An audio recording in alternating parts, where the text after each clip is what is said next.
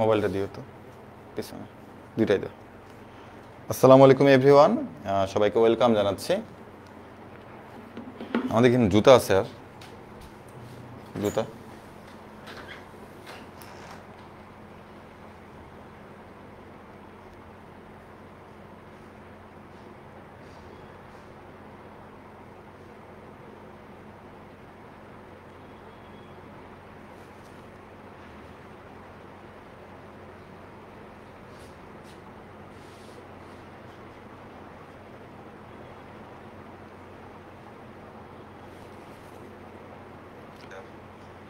ওকে। তো আমাদের একটু নেটওয়ার্ক প্রবলেমের জন্য আমাদের লাইভটাতে একটু আসতে লেট হয়ে গেল।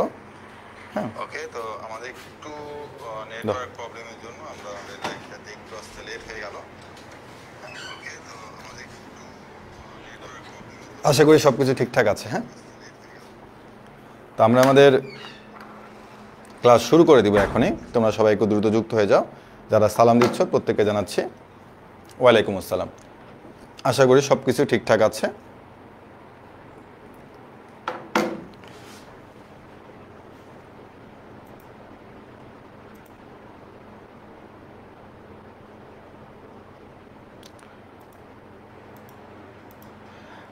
তো আজকে আমরা আমাদের ত্রিকোণমিতির পর্ব 3 নিয়ে কথাবার্তা বলবো, এবং এই পর্ব 3 আমরা এর আগে 8.3 এর আমরা অর্ধেকটা করেছিলাম, এবং 8.3 এর বাকিটুকু আজকে করব।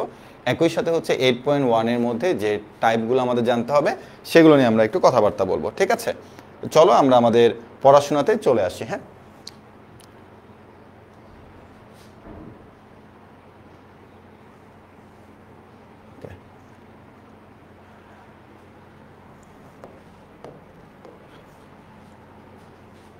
তো আমরা প্রথমে আলোচনা করব 8.3 নিয়ে। হ্যাঁ, তো 8.3 এর আজকে যে টপিকসটা দিয়ে আমরা শুরু করব সেটা যে আমাদের ত্রিকোণমিতিকে যে আমরা অনুপাতগুলো দেখেছিলাম, তো সেই অনুপাতগুলো 4টা চতুর্ভাগে ছিল। কোনো চতুর্ভাগে সে পজিটিভ, কোনো চতুর্ভাগে নেগেটিভ, সেটা কিন্তু আমরা এর আগের ক্লাসগুলোতে দেখে এসেছি।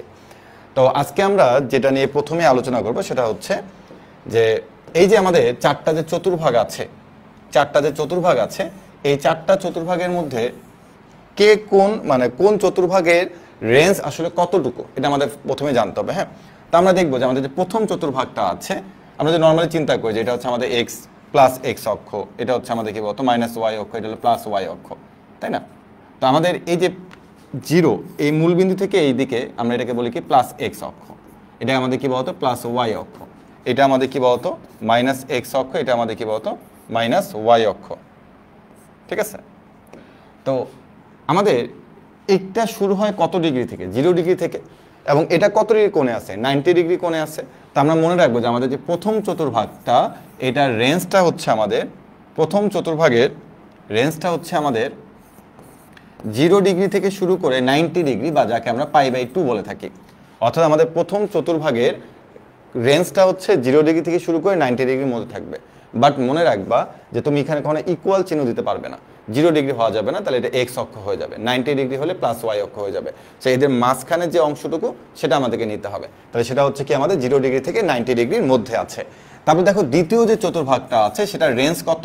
সেটার রেঞ্জ 90 ডিগ্রি থেকে 180 ডিগ্রি। আর 180 ডিগ্রিকে আমরা কি লিখি বলতো? পাই লিখে থাকি। তাহলে এটা দ্বিতীয় চতুর্ভাগের রেঞ্জ। এবার তৃতীয় চতুর্ভাগ। তৃতীয় চতুর্ভাগের রেঞ্জ আমাদের পাই থেকে 3π/2, অর্থাৎ 180 ডিগ্রি থেকে 270 ডিগ্রি পর্যন্ত আমাদের 3 নম্বর চতুর্ভাগের রেঞ্জ। এবার চলে আসে আমরা 4 নম্বর চতুর্ভাগ। তো 4 নম্বর চতুর্ভাগের রেঞ্জ আমাদের 3π/2 থেকে কত? টোয়াইস পাই। তো এটা কিন্তু আমরা মোটামুটি সবাই জানি। এর আগে তোমাদের হয়তো দেখানো হয়েছে যে কোন চতুর্ভাগের রেঞ্জ কতটুকু, তাই না? এটা আমরা এর আগেও কিন্তু দেখে আসছি। এখন আমাদের এই জায়গাতে ছোট্ট একটা জিনিস শিখতে হবে। সেটা কি? ছোট্ট একটা জিনিস শিখবো, সেটা আসলে কোন চতুর্ভাগের কোনটা আসলে কতটুকু, এটা আমরা একটু দেখবো। এই জিনিসটা আবার কি ভাইয়া, একটু খেয়াল করে দেখো। আমরা যখন এটা আমরা পুরোপুরি মুখস্থ রাখবো। হ্যাঁ, এই 4টা আমরা মুখস্থ রাখবো। হ্যাঁ, মুখস্থ রাখবো। তো প্রথম চতুর্ভাগ, দ্বিতীয়, তৃতীয়, চতুর্থ। তো প্রথম চতুর্ভাগে যে ত্রিকোণমিতিক অনুপাতগুলো আছে তাদের কোনটা আসলে আমরা কোন সূত্র দিয়ে নির্ণয় করে থাকি? অর্থাৎ প্রথম চতুর্ভাগে যে অনুপাতগুলো থাকবে তাদের কোণ মানে অ্যাঙ্গেলটা আমরা আসলে তোমার কোন কোন সূত্র ইউজ করে আসলে বের করতে পারি। তো সেই সূত্রটা হচ্ছে আমরা ডিরেক্টলি মুখস্থ রাখবো, থিটা ইকুয়াল টু হচ্ছে ten inverse y by x. Y by x দেওয়ার দরকার নেই, সেটা আমরা বলবো হচ্ছে এক্স ইকুয়াল টু আচ্ছা প্রথম চতুর্ভাগটাকে আমরা শুধুমাত্র থেটা বললাম, যে প্রথম চতুর্ভাগে আমরা কোনটা বের করবো হচ্ছে কি থেটা দিয়ে, থেটা দিয়ে আমরা প্রথম চতুর্ভাগটা বের করব। ঠিক আছে, এবার আছে দ্বিতীয় চতুর্ভাগ। দ্বিতীয় চতুর্ভাগে কোনটা আসলে আমরা কীভাবে বের করব? আমরা বের করব হচ্ছে আমরা প্রথমে হচ্ছে 180 পর্যন্ত যাব, তারপর আমরা ব্যাক করব। অর্থাৎ এখানে আমরা সূত্রটাকে বলবো হচ্ছে পাই মাইনাস থেটা। অর্থাৎ দ্বিতীয় চতুর্ভাগে যে কোণগুলো আছে সে কোণটা নির্ণয়ের জন্য আমরা অলওয়েজ এই সূত্রে অ্যাপ্লাই করব, সেটা হচ্ছে পাই পর্যন্ত যাব তারপর বিয়োগ করব থেটা।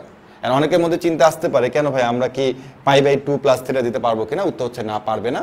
কেন পাই বাই 2 এর সামনে যে এন থাকবে সেই এনটা হচ্ছে বিজোড়, এনটা বিজোড় হওয়ার কারণে ত্রিকোণমিতিক অনুপাতটাই চেঞ্জ হয়ে যাবে। তো এই জন্য আমাদের সবসময়ের জন্য পাই থেকে আসলে বিয়োগ করতে হয়, 2 পাই থেকে বিয়োগ বা যোগ করতে হয়, পাই বাই 2 বা 3 পাই বাই 2 ইউজ করা যাবে না। তাহলে আমরা যে 3 নম্বর চতুর্ভাগে কোনটা নির্ণয় করি তাহলে আমরা কি বলবো বলতো?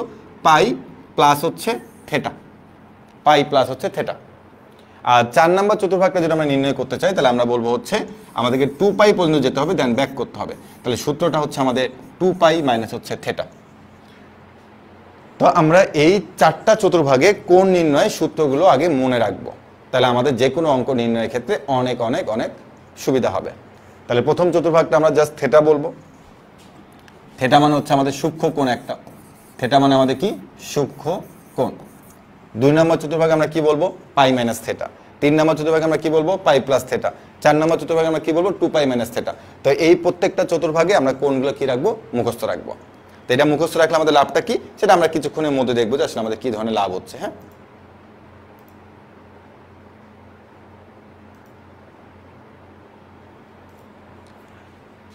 চলো আমরা একটু কিছু অঙ্ক করি যে আসলে এখানে আমাদের লাভটা কি হচ্ছে। হ্যাঁ, কি লাভ হচ্ছে সেটা আমরা একটু দেখি।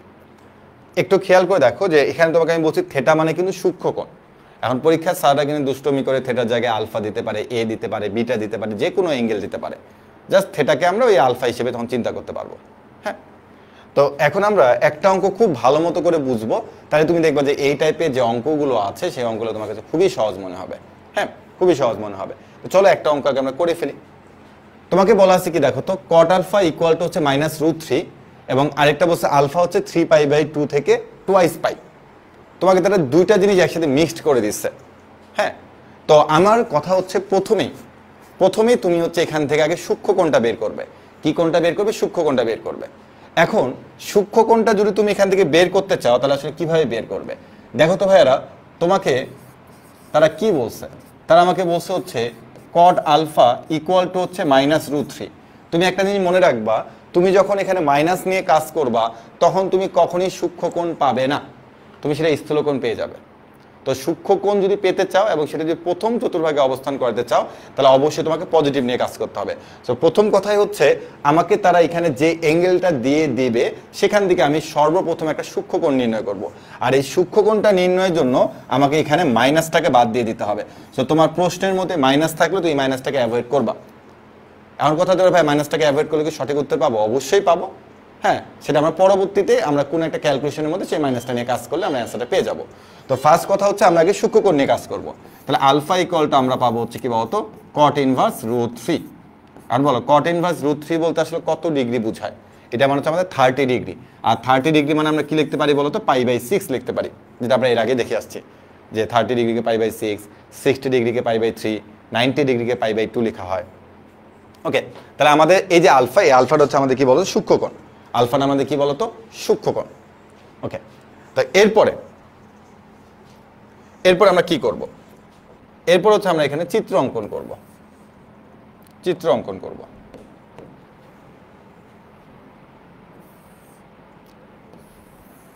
চিত্র অঙ্কন করব। দেখো ভাই, এই চিত্রটা হচ্ছে আমাদের এখন মেইন। চিত্রটাই আমাদের আসলে মেইন। চিত্রটা হচ্ছে আমাদের মেইন। তুমি প্রথমে একটু আমাকে একটা কথা বলতে হবে তোমাকে। সেটা কি কথা? যে ভাইয়া এখানে কট আলফা কি বলা আছে? -√3। তাহলে বলো তো এই যে cot আলফা ইকুয়াল টু -√3 বলা হচ্ছে, তাহলে এটা দ্বারা আমরা আসলে কোন কোন চতুর্ভাগকে আইডেন্টিফাই করতেছে, মানে এই যে cot আলফা যেহেতু ঋণাত্মক মান দিচ্ছে অনুপাতটা, তাহলে অ্যাকচুয়ালি সে কোন কোন চতুর্ভাগে থাকবে। তাহলে আমি এখান থেকে সিদ্ধান্ত নিতে পারি যেহেতু cot আলফা মানটা হচ্ছে -√3, তার মানে সে হচ্ছে আমার এই 2 নাম্বার চতুর্ভাগে থাকবে এবং সে হচ্ছে আমার 4 নাম্বার চতুর্ভাগে থাকবে। এই জিনিসটা কি ক্লিয়ারলি বোঝা গেছে কিনা, যেটা কিনা আমরা একদম ফার্স্ট ক্লাসে শিখেছিলাম যে cot আলফার মান যেহেতু নেগেটিভ, তার মানে হচ্ছে সে দ্বিতীয় এবং চতুর্থ চতুর্ভাগে থাকবে, কারণ প্রথম আর তৃতীয় চতুর্ভাগে সে কি হয়ে যায় বলতো, পজিটিভ হয়ে যায়। তাহলে আমি দেখলাম যে cot আলফা হচ্ছে দ্বিতীয় আর কি চতুর্থ চতুর্ভাগে থাকতেছে। এরপর তুমি একটু খেয়াল করে দেখো, তারা তোমাকে একটা রেঞ্জের কথা বলছে, একটা রেঞ্জের কথা বলছে। বলতো এই রেঞ্জটা দ্বারা তুমি কয় নাম্বার চতুর্ভাগ বুঝতেছো, সেটা তোমাকে আমি একটু আগে বলেছি যে আমাদের 3π/2 থেকে 2π0 হয়ে থাকে, তাহলে এটা 4 নাম্বার চতুর্ভাগ। তাইলে এটা দ্বারা অ্যাকচুয়ালি আমার কয় নাম্বার চতুর্ভাগ বোঝাচ্ছে, 4 নাম্বার চতুর্ভাগ বোঝাচ্ছে। কয় নাম্বার চতুর্ভাগ বোঝাচ্ছে, 4 নাম্বার চতুর্ভাগ বোঝাচ্ছে, শুধুমাত্র 4 নাম্বার। তাহলে এখন তুমি বলো তো ভাইয়া, তোমাকে প্রশ্নে যে দুটা শর্ত বা তোমাকে প্রশ্নে যে দুটা ডাটা দেওয়া আছে, সেই দুটা ডাটা পুরোপুরি সিদ্ধ করতেছে কোন চতুর্ভাগটা, দুইটা ডাটা কোন চতুর্ভাগটা পুরোপুরি সিদ্ধ করতেছে। ভাই এখানে শুধুমাত্র হচ্ছে এই যে চতুর্ভাগটা আছে, এই চতুর্ভাগে আমার এই যে দুইটা আমাকে উপাত্ত দেওয়া আছে, সেই দুইটা উপাত্ত আমার এখানে পুরোপুরি সিদ্ধ করতেছে। বাট এখানে কিন্তু সিদ্ধ করতেছে না, এটা কিন্তু এই চতুর্ভাগে পড়তেছে না, কেননা এটা শুধুমাত্র আমার কয় নাম্বার চতুর্ভাগের জন্য, 4 নাম্বার চতুর্ভাগের জন্য। তাহলে কিন্তু ভাই আমি এটা নিতে পারবো না, তাহলে আমি এটা নিতে পারবো না, এটা আমি নিতে পারবো না। তারপরে আমার শুধুমাত্র 4 নাম্বার চতুর্ভাগ থেকে আমাকে আলফার মানটা বের করতে হবে। তাহলে আমি এখন বলবো যে নির্ণয় কোণ, বা এভাবে লিখবো চতুর্থ চতুর্ভাগের জন্য, চতুর্থ চতুর্ভাগের জন্য। চতুর্থ চতুর্ভাগের সূত্রটা কি ছিল বলতো ভাইয়া, 2π - θ। তো 2π মাইনাস কি বলবো, আলফা বলবো, কারণ আমি আলফা বের করে রাখছি। তাহলে আমি এখান থেকে বলবো হচ্ছে 2π মাইনাস হচ্ছে π/6। তা দেখো তো ভাই ক্যালকুলেশন করলে কত থাকতেছে, 6 × 12, 12π মাইনাস হচ্ছে কত পাই, তাহলে হচ্ছে আমার 11π/6। তাহলে এটাই হচ্ছে আমার অঙ্কের অ্যান্সার। তোমাদের মধ্যে অনেকের একটা আমার কাছে প্রশ্ন থাকে যে ভাইয়া কেন কিছু কিছু অঙ্কের অ্যান্সার একটা হয়, কেন কিছু কিছু অঙ্কের অ্যান্সার দুইটা হয়, আবার যখন আমরা ত্রিকোণমিতিক সমীকরণের সমাধান করি তখন অনেক সময় আমরা উত্তর দেখি 4টা। তো সবগুলোর উত্তরে তোমরা আজকের ক্লাসে পেয়ে যাবে কিন্তু, যে কেন 4টা হয়, কেন 3টা হয়, কেন 2টা হয়। সো তুমি একটু খেয়াল করে দেখো যে আমার এখানে তারা যে দুটো কন্ডিশন বা যে দুটো শর্ত দিছে, সেটা পুরোপুরি আমার কোন চতুর্ভাগ স্যাটিসফাই করতেছে, সেটা আমার 4 নম্বর চতুর্ভাগ স্যাটিসফাই করতেছে। কারণ সেখানে আমার কি রেঞ্জও বোঝাচ্ছে, সেখানে আমার কি cot আলফা নেগেটিভও বোঝাচ্ছে। তাহলে আমি শুধুমাত্র এখন 4 নম্বর চতুর্ভাগের জন্য আমি শুধুমাত্র কোনটা নির্ণয় করব, আমি এটার জন্য কোনটা নির্ণয় করতে পারবো না। তো একই রকমভাবে আমি আরো যদি তোমাকে একটা অঙ্ক দেখাই, তাহলে তুমি পুরো জিনিসটা একদম ক্লিয়ারলি বুঝে যাবে, পুরো জিনিসটা তুমি ক্লিয়ারলি বুঝে যাবে। তা আমাকে কেউ দেখতে হবে যে আসলে স্যাটিসফাই করে কোন দুইটা। মাইনাস বলছে, তার মানে 2 আর 3। আচ্ছা আমি আরেকটা দেখি, sin আলফা ইকুয়াল মাইনাস π/2 থেকে 3π/2, cot আলফা ইকুয়াল টু -1 π থেকে 2π। আচ্ছা তাহলে আমার এটা হলো দুটো, এটা ক্ষেত্রে আমি দুটো অ্যান্সার পাবো। কারণ কীভাবে দুটো অ্যান্সার পাচ্ছি সেটা একটু খেয়াল করে দেখো। তোমাকে আমি ফার্স্টে বলছি যে আমার টার্গেট হচ্ছে কি বের করা, সূক্ষ্মকোণ বের করা। তাহলে আমার টার্গেট অনুযায়ী আমি সবসময় যেখানে পজিটিভ লিখবো, নেগেটিভ থাকলে আমি পজিটিভ লিখবো আজীবন। আমার সূক্ষ্মকোণ বের করতে হবে। তাহলে আলফা ইকুয়াল আমি কি পাবো ভাইয়া, cos ইনভার্স হাফ পাবো। কারণ cos ইনভার্স হাফ বলতে আসলে কত ডিগ্রি বা কত রেডিয়ান বোঝায়। হ্যাঁ আমরা অবশ্যই অ্যান্সারগুলো রেডিয়ানে লিখবো। তাহলে এটা বলতে আমার বোঝাচ্ছে হচ্ছে হাফ, তো তার মানে হচ্ছে 60 ডিগ্রি, মানে হচ্ছে π/3। তাহলে আমি সূক্ষ্মকোণটা বের করলাম। এখন আমি চলে যাব হচ্ছে চিত্রের কাছে। চিত্র থেকে আমি এখন বাকি সিদ্ধান্তগুলো নিব, ঠিক আছে। চিত্র থেকে তুমি খুব সহজে অ্যান্সার বের করতে পারবে। তো ফার্স্টে তুমি একটু খেয়াল করে দেখো, তারা তোমাকে এখানে কি বলছে, বা এখানে আমাকে বলছে cos আলফার মানটা হচ্ছে আমার নেগেটিভ হবে, অনুপাতটা কি হবে, নেগেটিভ হবে। তাহলে এখন বলো cos আলফার মান যে নেগেটিভ, সেটা কোন কোন চতুর্ভাগের জন্য প্রযোজ্য, cos আলফার মান নেগেটিভ কোন কোন চতুর্ভাগের জন্য তোমার প্রযোজ্য, সেটা হচ্ছে কি 2 নাম্বার, আর সেটা কি বলতো 4 নাম্বার, 2 নাম্বার আর 3 নাম্বার। কেননা 1 নাম্বারও cos আলফা কি হয়, পজিটিভ হয়ে থাকে, 4 নাম্বার কি হয়ে থাকে, পজিটিভ হয়ে থাকে, যেটা তোমাদের ফার্স্ট ক্লাসে কিন্তু শেখানো হয়েছিল যে কে কোন চতুর্ভাগে পজিটিভ হয়ে থাকে। তাহলে আমি এখান থেকে সিদ্ধান্ত নিলাম 2 আর 3 হচ্ছে কি আমার বলতো অনুপাতটা নেগেটিভ। এবার তুমি একটু খেয়াল করে দেখো, তারা তোমাকে একটা অ্যাঙ্গেলের কথা বলে দিচ্ছে, সেটা কি বলছে, π/2 থেকে হচ্ছে 3π/2, π/2 থেকে হচ্ছে 3π/2। তাহলে এখন তুমি আমাকে বলো π/2 থেকে 3π/2 বলতে আসলে এখানে তোমাকে কোন কোন চতুর্ভাগটা বোঝাচ্ছে। ভাই এখানে π/2 থেকে 3π/2 মানে হচ্ছে আপনার দ্বিতীয় চতুর্ভাগ, হ্যাঁ এটা থেকে মানে হচ্ছে দ্বিতীয় চতুর্ভাগ, এটা মানে হচ্ছে তৃতীয় চতুর্ভাগ। অর্থাৎ ভাই আমাকে 2 নাম্বার এবং হচ্ছে 3 নাম্বার চতুর্ভাগ বুঝাচ্ছে।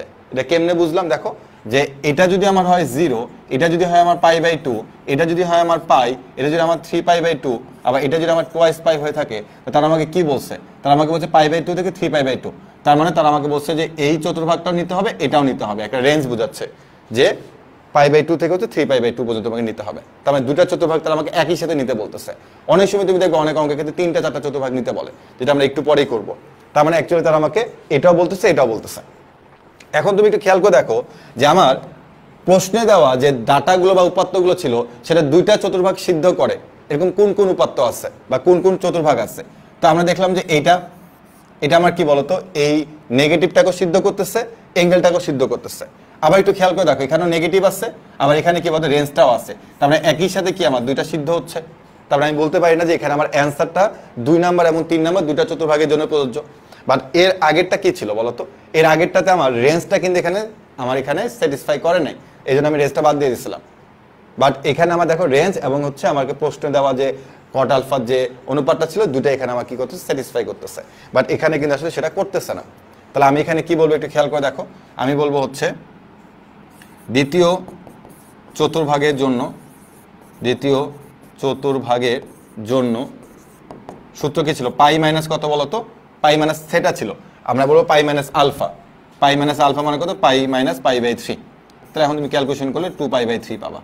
তাহলে এটা হচ্ছে একটা অ্যান্সার। হ্যাঁ, এরপর হচ্ছে আমার তৃতীয় চতুর্ভাগের জন্য পাই প্লাস π/3। তাহলে অ্যান্সার কত পাচ্ছি দেখো তো, 3 4π/3। তাহলে এই দুইটা হচ্ছে আমার অঙ্কের অ্যান্সার। ঠিক আছে, এই হচ্ছে আমার দুইটা অঙ্কের অ্যান্সার।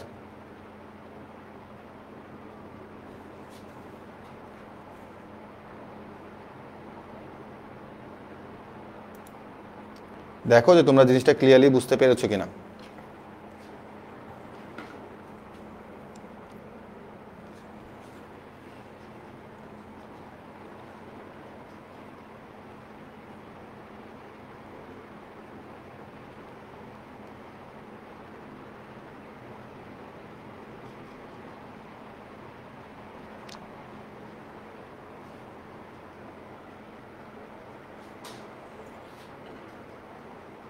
দেখো যে তোমরা জিনিসটা ক্লিয়ারলি ধরতে পেরেছো কিনা, যে কেন আমার 2টা চতুর্ভাগের জন্য হচ্ছে, কেন আমার একটা চতুর্ভাগের জন্য হচ্ছে। হ্যাঁ,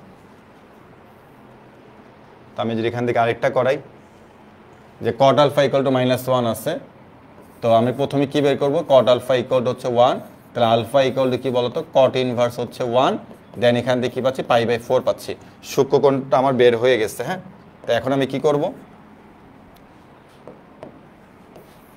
এখন আমি আগে দেখবো আমার রেঞ্জটা কতটুকু।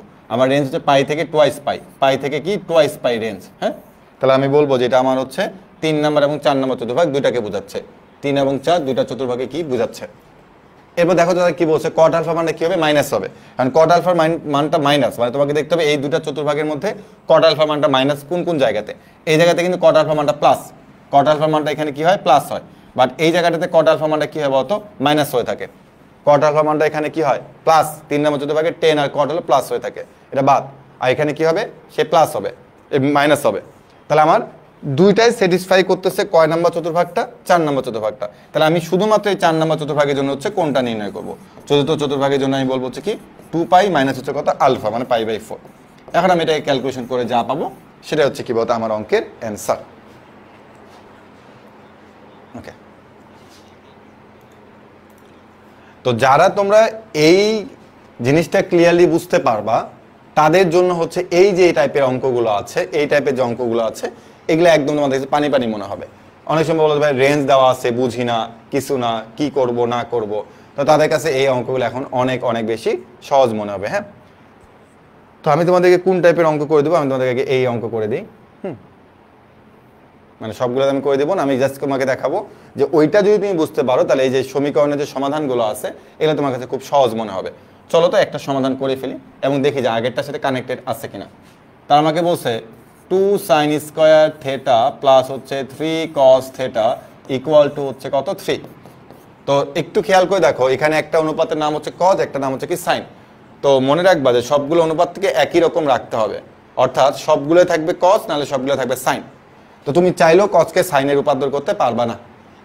কেন? কারণ এখানে আসলে কসকে সাইনে রূপান্তর করার মধ্যে কোনো ওয়ে নাই, বা যেহেতু এখানে স্কোয়ার আছে, সাইন স্কোয়ার আছে, তুমি এটাকে ইচ্ছা করলে কজে রূপান্তর করতে পারবা। সেটা কিভাবে দেখো তো, যে সাইন স্কোয়ার থিটা মানে আমরা লিখতে পারি 1 মাইনাস কজ স্কোয়ার থিটা আমরা লিখতে পারি, এটা আমরা লিখতে পারি। কারণ আমরা জানি sine square theta plus cos square theta equal to কত হয়? 1 হয়ে থাকে। তো সেখান থেকে আমরা বলতে পারি সাইন স্কোয়ার থিটা মানে কি 1 মাইনাস কজ স্কোয়ার থিটা। তো এরপর আমরা লিখলাম দেখো 2 minus 2 cos square theta plus 3 cause theta minus 3 equal to হচ্ছে 0। ঠিক আছে, এবার তুমি মাইনাস দিয়ে গুণ করো, 2 আর মাইনাস 3 ক্যালকুলেশন করো, তাহলে হচ্ছে আমার দেখো 2 কজ স্কোয়ার থিটা মাইনাস হচ্ছে 3 কজ থিটা মাইনাস 1 মানে প্লাস 1 ইকুয়াল টু কত? 0। এখন তুমি দেখবা যেটা আসলে মিল টার্ম করা যায় কিনা, এই দুইকে এখানে চিন্তা করতে হবে। হ্যাঁ, মিল টার্ম করো একটু, তাহলে তুমি বলবা 2 কজ স্কোয়ার থিটা মাইনাস 2 একে 2 minus 2 cause theta minus cause theta plus 1। এই যে দুইটাকে এই 1 এর সাথে গুণ করে 2 একে 2 চিন্তা করতে হয় মিল টার্মের সময়। তাহলে আমি যদি এখান থেকে 2 কজ থিটা কমন নিয়ে থাকি, তাহলে আমি পাবো হচ্ছে cause theta minus 1, minus 1 common নিলে কি পাবো দেখো? Cause theta minus 1 equal to কত? 0। তাহলে আমাদের একটা হচ্ছে কি দেখো, কজ থিটা ইকুয়াল টু হচ্ছে কত? 1, কজ থিটা ইকুয়াল টু 1, আর আরেকটা হচ্ছে আমাদের কি বলতো 2 cause theta minus 1 equal to হচ্ছে 0। এখন cause theta equal two 1, theta equal তুমি কি লিখতে পারবা? কজ ইনভার্স 1, তাই না? এখন কজ ইনভার্স 1 কত ডিগ্রি মান? কজ ইনভার্স 1 হয়ে থাকে। তুমি যে চিন্তা করো যে সাইন 0 ডিগ্রি মান কত হয়ে থাকে? 1 হয়ে থাকে, তাই না? তাহলে আমরা এখানে বললাম 0 ডিগ্রি। এখন বলতো 0 ডিগ্রিকে আসলে নেওয়া যাবে নাকি যাবে না? তোমাকে তারা বলছে যে রেঞ্জটা অবশ্যই কতর মধ্যে রাখতে হবে। তুমি যে থিটার মানগুলো বের করবা, সমাধান যে করবা, সেটা অবশ্যই 0 ডিগ্রি থেকে বড় হইতে হবে, 90 ডিগ্রি থেকে ছোট হতে হবে। তাহলে এই যে তুমি থিটার ভ্যালুটা কত পাইছো? 0 পাইছো।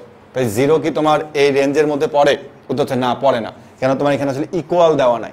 যদি ইকুয়াল দেওয়া থাকতো তখন একটা ব্যাপার স্যাপার ছিল, ইকুয়াল তো দেওয়া নাই, তার মানে এটা কিন্তু গ্রহণযোগ্য নয়, গ্রহণযোগ্য নয়, গ্রহণযোগ্য নয়। কেন? আমার 0 থেকে বড় হইতে হবে। এবার তুমি এটা চলে আসো, এটা চলে আসো, তুমি এখানে পাবা হচ্ছে cos থিটা ইকুয়াল টু হচ্ছে হাফ, তাহলে থিটা ইকুয়াল টু হচ্ছে cos ইনভার্স হাফ। এখন cos ইনভার্স হাফ বলতে কত ডিগ্রি বোঝায় একটু বলো তো? 60 ডিগ্রি, π/3। তাহলে অ্যান্সার হচ্ছে কি? শুধুমাত্র π/3। সো এই অঙ্কটা দেখে তোমরা বুঝবা না যেটা আসলে আগেরটার মতো হয়েছে কিনা। হ্যাঁ, বাট যদি আমাদের রেঞ্জটা একটু বড় দিয়ে দেয়, সেই অঙ্কগুলো সমাধান করলে তখন তুমি জিনিসটা ক্লিয়ারলি ধরতে পারবা। মানে এগুলো তোমাকে না নর্মালি ক্যালকুলেশন করতে হবে। শুধুমাত্র একটা জিনিস মনে রাখবা, যে তুমি যে এখানে থিটার মানগুলো বের করবা, এই থিটার মানগুলো যেন অবশ্যই সূক্ষ্ম কোণ হয়ে থাকে, এবং সেটা অবশ্যই প্রথম চতুর্ভাগে পড়তে হবে। দেখো এটা দ্বারা আসলে কি বোঝায়, এটা দ্বারা অনেকে বুঝে না যে এটা দ্বারা আসলে কি বোঝায়। এটা দ্বারা বোঝায় তুমি যে অ্যাঙ্গেলগুলো বের করবা, তুমি যে কোণগুলো বের করবা, সেই কোণগুলো অবশ্যই অবশ্যই কোন চতুর্ভাগে থাকতে হবে বলো তো? প্রথম চতুর্ভাগে থাকতে হবে, প্রথম চতুর্ভাগে থাকতে হবে। কারণ প্রথম চতুর্ভাগের রেঞ্জ হচ্ছে 0 ডিগ্রি থেকে কি বলতো? π/2। 0 ডিগ্রি থেকে কি বলতো? π/2। তার মানে তোমার প্রত্যেকটা অ্যাঙ্গেলকে অবশ্যই 0 ডিগ্রি থেকে π/2 এর মধ্যেই থাকতে হবে। সমান হইলেও হবে না, আবার বড় হইলেও হবে না, ছোট হইলেও হবে না, ওটার মধ্যে থাকতে হবে। তাই দেখো তো ভাই, তুমি যে অ্যান্সারটা বের করছো সেটা কি ওই রেঞ্জের ভেতরে আছে নাকি নাই? উত্তর হচ্ছে আছে, তাহলে এটা হচ্ছে আনসার। এখন তুমি এরকম টাইপের যে কয়েকটা অ্যান্সার পাও প্রথম চতুর্ভাগের ভেতরে, সবগুলাই কি অঙ্কের অ্যান্সার হবে। হ্যাঁ,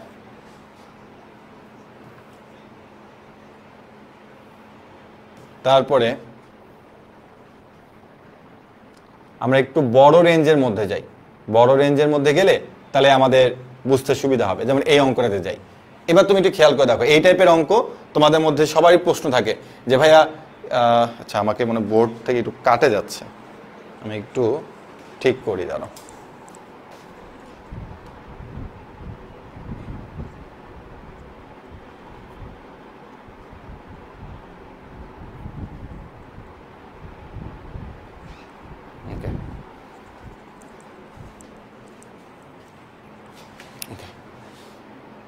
আচ্ছা, এখন একটু চলে আসি আমরা যে এর আগের রেঞ্জটা তুমি যদি খেয়াল করো 0 ডিগ্রি থেকে π/2 এর মধ্যে ছিল, বাট এখনকার রেঞ্জটা তুমি একটু খেয়াল করে দেখো, বলছে যে তোমার 0 থেকে টুয়াইস পাই। এখন দেখো 0 থেকে টুয়াইস পাই মানে কি বোঝায়? 0 থেকে টুয়াইস পাই মানে আসলে কি বোঝায়? এটা মানে বোঝায় হচ্ছে যে এটা হলো তোমার 0 ডিগ্রি, এটা হলো তোমার টুয়াইস পাই। তাহলে এই যে 4টা চতুর্ভাগ আছে, এই 4টা চতুর্ভাগে আসলে বোঝায়, এই রেঞ্জ দ্বারা তোমাকে 4টা চতুর্ভাগে বোঝায়। তো যখন তোমাকে একটা রেঞ্জ দিয়ে 4টা চতুর্ভাগে বোঝায়, তখন কিন্তু এখানে আসলে ম্যাক্সিমাম সব কোণই কিন্তু এখানে চলে আসে। তো এই জন্য তুমি মাঝে মধ্যে দেখো যে অঙ্কের অ্যান্সার 2টা হয়, কখনো 4টা হয়, সব মানে অনেক কিছু হয়ে থাকে। তো সেগুলো আসলে আমাদেরকে এখন বের করতে হবে যে আসলে এখানে আমরা কোনটাকে নিতে পারবো, কোনটাকে আমরা নিতে পারবো না। যেটা হচ্ছে পুরোপুরি আমরা প্রথমে যে টাইপটা শিখলাম সেটার সাথে মিল পাবা এখন। হ্যাঁ, তবে এখন তুমি অঙ্কটা দেখে মিল পাচ্ছ না, কারণটা আসলে তোমাকে একটা সমীকরণ আকারে দেওয়া আছে। তো চলো আমরা এই সমীকরণটাকে একটু ভাঙানোর চেষ্টা করি। আমাদেরকে দেওয়া আছে কি 2 sin square theta plus 3 cos theta equal to কত 0। এখন আমরা কি বলতে পারি, sin স্কয়ার থিটা মানে হচ্ছে 1 minus cos square theta plus 3 cos theta equal to কত 0। তারপর বললাম 2 minus 2 cos square theta plus হচ্ছে 3 cos থিটা ইকুয়াল টু কত 0। মাইনাস দিয়ে গুণ করে দাও, 2 cos square theta minus 3 cos theta minus 2 equal to কত 0। হ্যাঁ, এখন তুমি এটাকে মিল টার্ম করবা। তো চলো একটু মিল টার্ম করার চেষ্টা করি। যে 2 cos স্কয়ার থিটা 2 দুগুণে 4, তাহলে আমরা এখানে বলবো কি minus 4 cos theta plus cos theta, 4 একে 4, তাহলে এখানে হচ্ছে মাইনাস 2 ইকুয়াল টু কত 0। এখন তুমি দেখো 2 cos থিটা যদি কমন নিয়ে থাকো তাহলে পাবা হচ্ছে cos থিটা মাইনাস হচ্ছে কত 2 প্লাস হচ্ছে 1 cos theta minus 2 equal to হচ্ছে 0। তাহলে দেখো cos থিটা মাইনাস 2 পাবা, আর আরেকটা তুমি পাচ্ছ হচ্ছে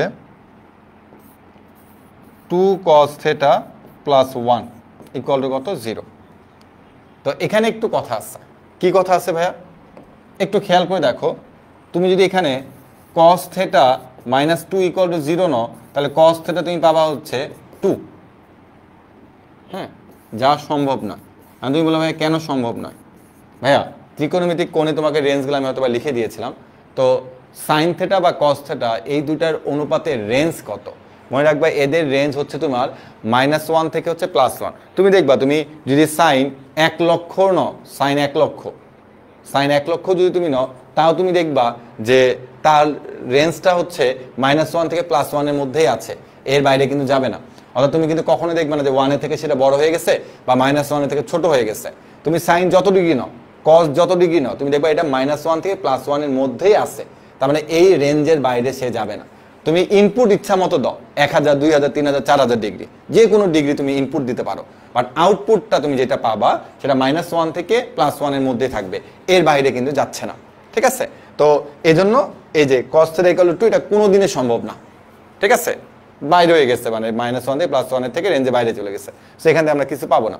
এবার আমরা চলে আসি হচ্ছে এই জায়গাটা নিয়ে, এই জায়গাটা নিয়ে কাজ করি। এখন দেখো আমাদের কাছে কি পড়ে আছে।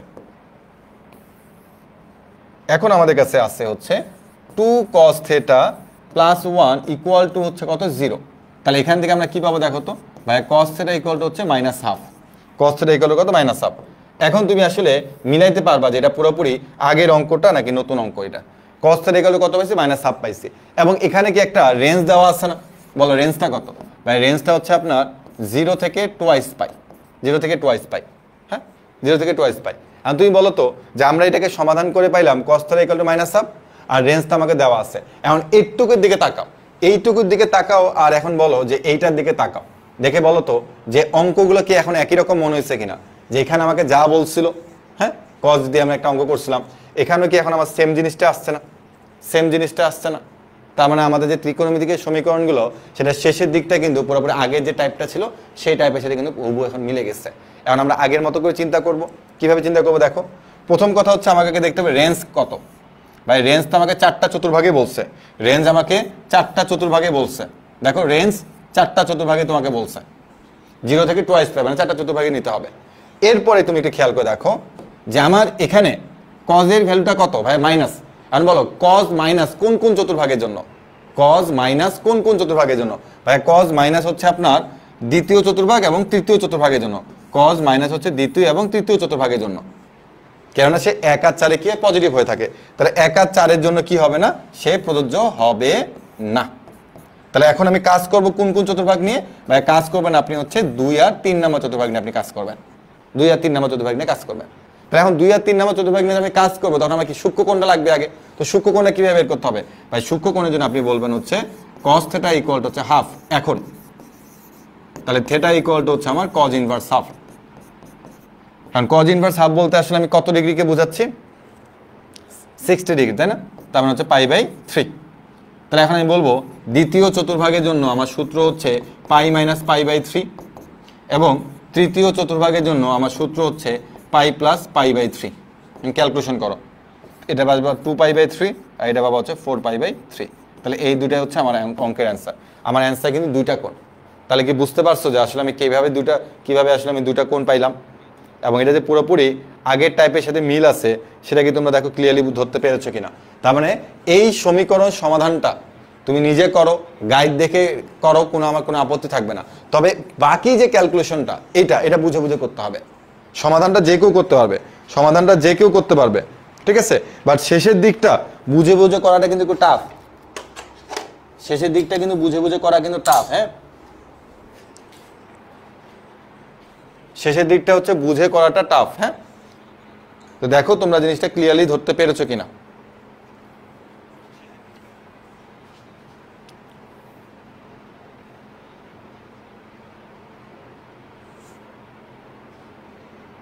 ওকে, একই রকম ভাবে দেখো আমাকে এখানে যে সমাধানটা দিচ্ছে cos স্কয়ার থিটাকে আমি ভাঙায় লিখবো 1 - sin স্কয়ার থিটা, দেন এটাকে ক্যালকুলেশন করব। হ্যাঁ, দেন এটাকে আমরা বাকি যে কয়েকটা অঙ্ক আছে, হ্যাঁ আমার কথা হচ্ছে তুমি শুরুটা তুমি গাইড দেখে করো, আমার কোনো আপত্তি থাকবে না, কিন্তু ফিনিশিংটা তোমাকে বুঝে বুঝে করতে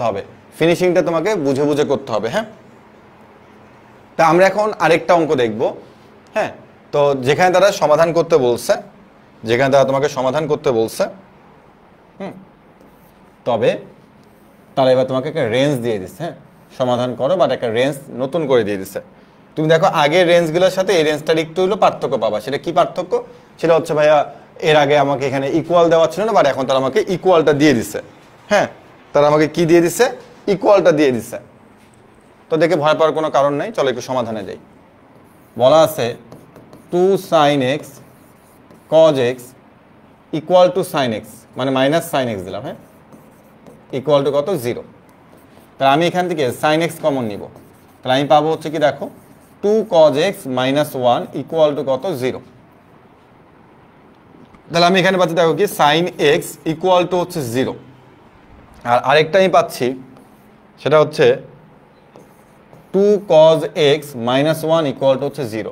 তো এটাকে আমরা কি লিখি? একটাকে লিখি আমরা হয়, আরেকটাকে আমরা কি লিখি? অথবা, তাই না? এভাবে তো আমরা লেখার চেষ্টা করি, হয় অথবা দিয়ে, সেভাবে লিখলাম। আচ্ছা, এখন দেখো sin x ইকুয়াল টু 0, তোমাকে কিন্তু তারা বলছে দেখো এবারকার যে আমাদের রেঞ্জটা থাকবে, তুমি যে রেঞ্জটা নিবা সেই রেঞ্জটা কিন্তু ভাইয়া 0 ডিগ্রি থেকে টুয়াইস পাই পর্যন্ত থাকতে হবে। দেখো 0 থেকে টুয়াইস, মানে তুমি 0ও নিতে পারবা, টুয়াইস পাইও নিতে পারবা। এখন তোমার হাতে যদি ক্যালকুলেটর থাকে তুমি দেখবা যে তোমার x ইকুয়াল, তুমি চিন্তা করো sin ইনভার্স 0, x ইকুয়াল কি? sin ইনভার্স হচ্ছে 0। এখন sin ইনভার্স 0 তুমি ক্যালকুলেটর চাবো, তুমি দেখবা 0 ডিগ্রি মানও হচ্ছে তোমার sin 0। হ্যাঁ, মানে 0 ডিগ্রি মানে sin 0 ডিগ্রি ভ্যালু হচ্ছে তোমাকে 0 দিবে। তারপরে sin 180 ডিগ্রি ভ্যালু তোমাকে তারা 0 দিবে। sin 360 ডিগ্রি মানও তারা তোমাকে 0 দিবে। তুমি একটু ক্যালকুলেটর চাপো, তুমি দেখবা যে sin 0 ভ্যালু হচ্ছে 0, sin 180 ডিগ্রি ভ্যালু হচ্ছে 0, তারপর হচ্ছে sin 360 ডিগ্রি ভ্যালু হচ্ছে 0। তো আসলে এখানে sin 0 যেহেতু দেওয়া আছে, তার মানে আমাদের অ্যাকচুয়ালি এখানে 3টা কোণে নিতে হবে। বাট একটু মনে রাখবা স্যাররা অনেক সময় দুষ্টমি করে তোমাকে কিন্তু এটা নাও দিতে পারে, এটাও দিল না, এই ইকুয়ালটা দিল না, ইকুয়ালটা তোমাকে তারা দিল না। তো যখন ইকুয়ালটা দিল না তখন কিন্তু তোমার এই যে 0টা বাদ গেল, 360 ডিগ্রিটা বাদ গেল, তখন শুধুমাত্র তোমাকে 180টা নিতে হবে। বা যদি তারা তোমাকে 0টা বাদ না, 0টা সহ আর 360 ডিগ্রি সহ দিয়ে দেয়, তখন কিন্তু আসলে তোমাকে 3টা কোণে নিতে হবে। তো অনেক সময় আবার এরকমও করতে পারে একটাতে ইকুয়াল দিবে, একটাতে ইকুয়াল দিবে না, তখন কিন্তু তোমাকে 0টা নিবা, 360 ডিগ্রি নিতে পারবে না। হ্যাঁ, তো এখানে কিন্তু আসলে তোমার 0 ডিগ্রি বলতে কিন্তু মানে sin 0 ডিগ্রি মান শুধু 0 না, sin 180 ডিগ্রি মানও 0, sin 360 ডিগ্রি মানও হচ্ছে কত? 0। তুমি 180 ডিগ্রি করে বাড়িতে থাকবা, দেখবা যে তুমি 0 মান পাচ্ছ। ঠিক আছে, বাট কেন আমরা বাকিগুলোর মান বলি না সাধারণত 0? কেননা এটা তোমার শুধুমাত্র সর্বনিম্ন কোনটাকে নিয়ে সাধারণত ক্যালকুলেশন করা হয়ে থাকে। যদি তোমাকে বলি যে sin 0 ডিগ্রি মান কত, তুমি বলবা 0। বা তোমাকে আমি ডেরিভেটিভ এটাও বলি যে হাফ বলতে সাইন কত ডিগ্রি মানকে তুমি বুঝো, তুমি বা হাফ বলতে হচ্ছে আমি সাইন কত সাইন 30 ডিগ্রি মানকে বুঝি। বা তুমি ক্যালকুলেটর চাপে দেখবা যে সাইন 30 ডিগ্রি মান শুধুমাত্র হাফ না, এরকম আরও অনেকগুলো মান আছে যেগুলোর জন্য তোমার সাইনের ভ্যালুটা হাফ পাওয়া যাবে। ঠিক আছে, তো আমরা এখানে 3টা কোণের জন্য হচ্ছে তোমার কত পাচ্ছি, 0 পাচ্ছি, তো সেটা এখানে লিখে দিতে হবে। এবার চলে আসো এটাতে, আমরা বললাম cos x ইকুয়াল টু কত, হাফ, তাহলে x ইকুয়াল টু কত হবে, cos inverse half. x equal to কত হচ্ছে, cos ইনভার্স হাফ। কারণ cos ইনভার্স হাফ বলতে আসলে আমরা কত বুঝি বলো তো, π/3 বুঝি। cos ইনভার্স হাফ বলতে কত বুঝি আমরা, π/3 বুঝে থাকি, 60 ডিগ্রি। তাহলে এখন তোমাকে দেখতে হবে এই রেঞ্জের মধ্যে আসলে কোন কোন চতুর্ভাগ পড়ে। হ্যাঁ, কোন কোন চতুর্ভাগ পড়ে। প্রথম কথা হচ্ছে তোমাকে প্রথম চতুর্ভাগ, দ্বিতীয় চতুর্ভাগ, তৃতীয় চতুর্থ 4টা চতুর্ভাগে নিতে হবে। কটা চতুর্ভাগ নিতে হবে, 4টা চতুর্ভাগ নিতে হবে।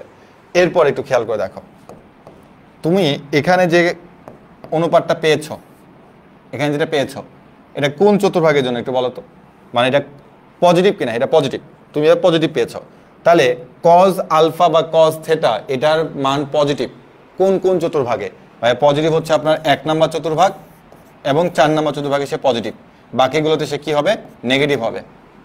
cos থিটা প্রথম এবং চতুর্থ চতুর্ভাগে পজিটিভ, দ্বিতীয় এবং তৃতীয় চতুর্ভাগে সে কি হবে, নেগেটিভ হবে। তাহলে আমরা অ্যাকচুয়ালি এখান থেকে 2টা কোণ পাবো।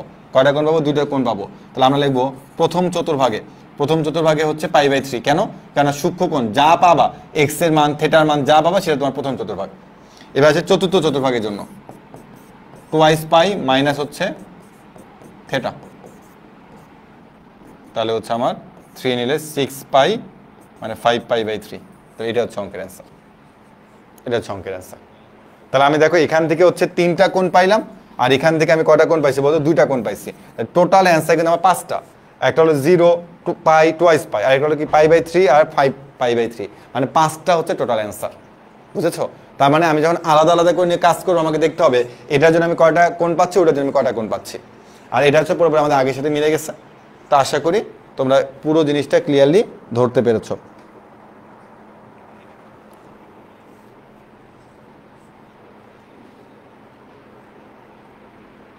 দেখো তো ভাইয়েরা বুঝতে পেরেছো কিনা।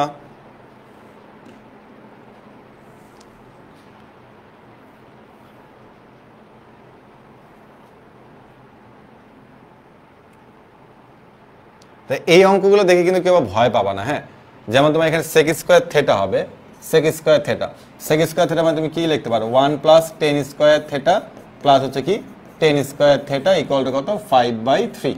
হ্যাঁ, তাই তুমি এখানে কি লিখতে পারো, 2 tan square theta equal two 5/3 minus 1। তাহলে হচ্ছে 2 tan square theta equal to হচ্ছে 2/3। তাহলে হচ্ছে আমাদের দেখো tan square theta equal to হচ্ছে 1/3, 2 কাটাকাটি। হ্যাঁ, তাহলে আমরা এখান থেকে পাচ্ছি কি দেখো, tan থিটা ইকুয়াল টু হচ্ছে প্লাস মাইনাস 1/√3, এটা পাচ্ছি, প্লাস মাইনাস 1/√3। এখন একটা জিনিস মনে রাখবা, এখানে তোমার দুইভাবে ক্যালকুলেশন করতে হবে। tan থিটা ইকুয়াল টু হচ্ছে 1/√3 নিয়ে একটা ক্যালকুলেশন করবা, আর আরেকটা হচ্ছে তুমি tan theta equal two minus 1/√3 নিয়ে তুমি আরেকটা ক্যালকুলেশন করবে। এটা হচ্ছে হয়, আর এটা হচ্ছে কি বলতো, অথবা। এবং দেখো তো তোমাকে তারা এখানে যে কোণটা দিছে সেই কোণটা কত, এটা, এবং কোণটা কত ভাইয়া, কোণটা হচ্ছে আমার 0 থেকে 2π। এটা এবং কোণটা কত তোমাকে দেওয়া আছে বলো তো, কোণটা আমাকে দেওয়া আছে 0 থেকে 2π, এটা আমাকে দিয়ে দেওয়া আছে, তাই তো?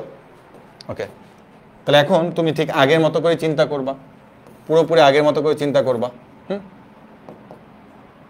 তো তোমাকে যারা 4টা চতুর্ভাগের কথা বলছে, এটা মানে কি 4টা চতুর্ভাগের কথাই বলছে, ভালো কথা। তো এখন এখানে tan থিটার ভ্যালুটা কত, পজিটিভ নাকি নেগেটিভ? পজিটিভ। তাহলে বলো কোন কোন চতুর্ভাগে cos থিটার ভ্যালুটা পজিটিভ হয়ে থাকে? ভাইয়া আমার এইটা হচ্ছে আপনার প্রথম চতুর্ভাগে, এবং এটা হচ্ছে আপনার 3 নম্বর চতুর্ভাগে পজিটিভ হয়ে থাকে। তাহলে বাকি দুটো কি আসতেছে না? তাহলে এখন তুমি বলবা প্রথম চতুর্ভাগের জন্য বের করবা এবং কি তৃতীয় চতুর্ভাগের জন্য বের করবা। তাহলে তুমি এখান থেকে যদি সূক্ষ্মকোণটা বের করো তাহলে কি পাবা, theta equal two ten inverse 1/√3। So negative নাই, ডিরেক্টলি তোমার যা আছে তাই তুমি করে ফেলো। এটা মানে কত, 30 ডিগ্রি, মানে π/6। এখন তুমি এখানে সূত্র অ্যাপ্লাই করো, প্রথম চতুর্ভাগের জন্য π/6, তৃতীয় চতুর্ভাগের জন্য কি হবে, π + π/6। ক্যালকুলেশন করলে তুমি এখান থেকে দুইটা কোণ পাচ্ছ।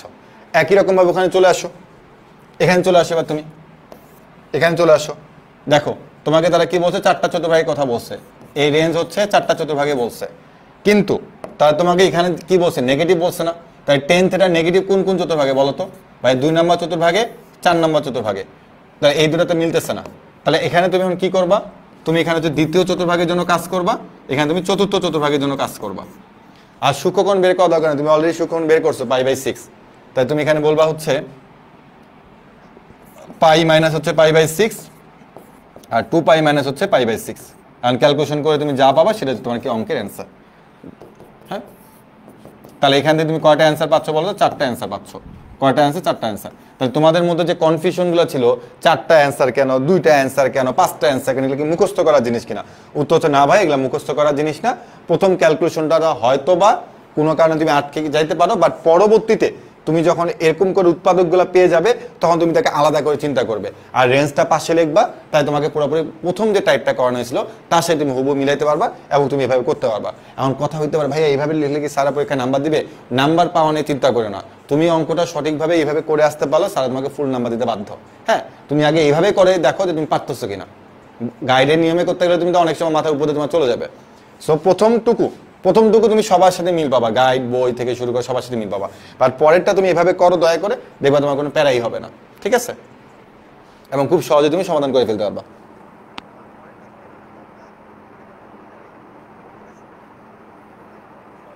সাইনের মান 3π/2 কি হবে, একটু ক্যালকুলেটর চাপো, তোমার হাতে ক্যালকুলেটর আছে, ক্যালকুলেটর চাপবে, দেখো কত হয়, -1 আসবে। হ্যাঁ, ওটা হবে না। তো আমাদের এরই মধ্য দিয়ে আমাদের 8.3 যে কঠিন চ্যাপ্টারটা সেটা আমরা শেষ করে ফেলতে পারছি। 8.1 এর মতো যে কঠিন চ্যাপ্টারটা সেটা আমরা শেষ করে ফেলতে পারছি। তো আমরা 8.1টাই আসলে বাদ দিছিলাম, বলছিলাম যে 8.1-এ আমরা সবার শেষে করব, তাই না? তো এখন আমরা করব। তো তোমাদের ছোট্ট একটা 5 মিনিট একটা ব্রেক দিব। আমি ক্যালকুলেটরটা আনি নাই, ক্যালকুলেটর আমি একটু নিয়ে আসতে যাই, যে ক্যালকুলেটর আসলে কোথায় আছে। হ্যাঁ, 5 মিনিটে ছোট্ট একটা ব্রেক থাকতেছে তোমাদের, তারপর আমরা হচ্ছে 8.1টা শুরু করব। হ্যাঁ,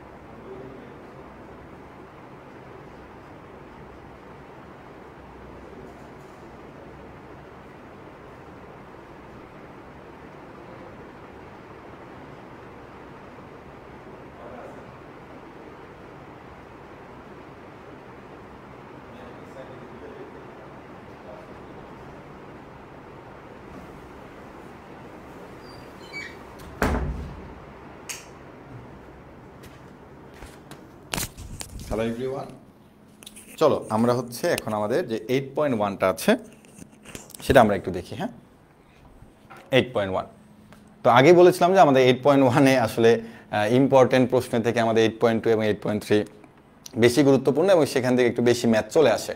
তো আমার মনে হয় যে তোমরা 8.2 এবং 8.3টা খুব ভালো করে বুঝতে পেরেছো, ঠিক আছে? তো চলো আমরা হচ্ছে আমাদের পরবর্তী টাইপগুলোতে চলে আসি। হ্যাঁ, ওকে। তো আমরা প্রথমে দেখবো কোণের অবস্থান, একবার দুধভাত একটা অঙ্ক। হ্যাঁ, এই অঙ্ক দেখলে তোমরা নিজেরাই হাসবে, আর ভাই এটা কি অঙ্ক দিচ্ছে একটা। হ্যাঁ, তো এটা এমসিকিউ তো অনেকবার এসেছিল। হ্যাঁ, তো তারা বলছে যে একটা অ্যাঙ্গেল দিয়ে বলছে এই কোণের অবস্থান কোন চতুর্ভাগে, এই কোণের অবস্থান কোন চতুর্ভাগে। তো যদি পারো তাহলে তোমরা এটাকে হচ্ছে ওই যে এইভাবে তোমরা করার চেষ্টা করবা, n × 90 degree plus minus theta, ওই যে সূত্রটা শিখছিলাম সেটা দিয়ে তোমরা এটা করার চেষ্টা করিও। হ্যাঁ, তো আমরা যে চিন্তা করি যে এখানে আমরা আসলে n এর মানটা কত দিতে পারি, n এর মানটা আমরা কত দিতে পারি। হ্যাঁ,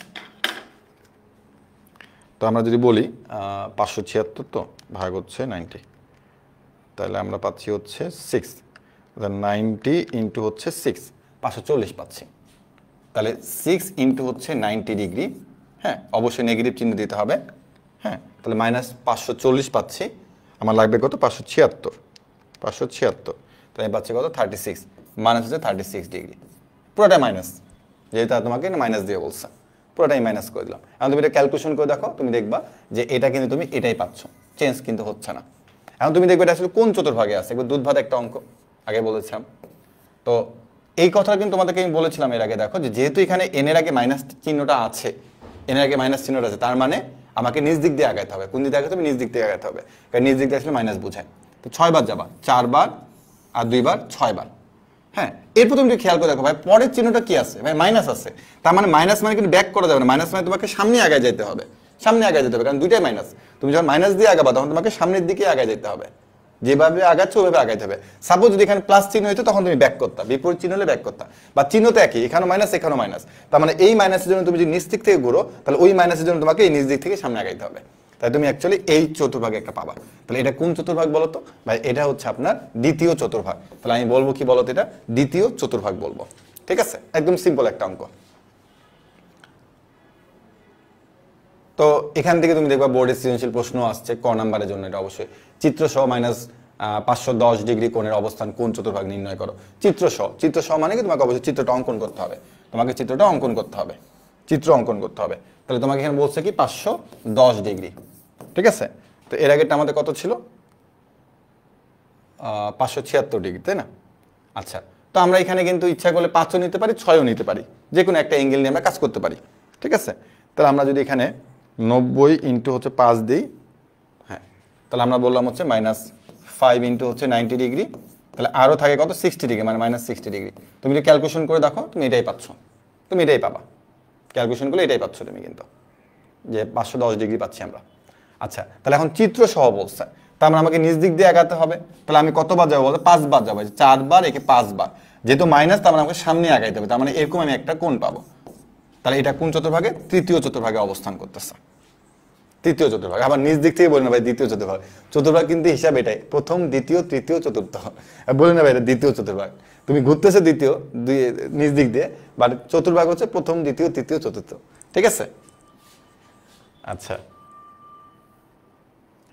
এটা কে করবে? হ্যাঁ, এটা হচ্ছে তুমি করবা, এটা আমি করব না, এটা কে করবে? তুমি করবা, ঠিক আছে? নিজে করো।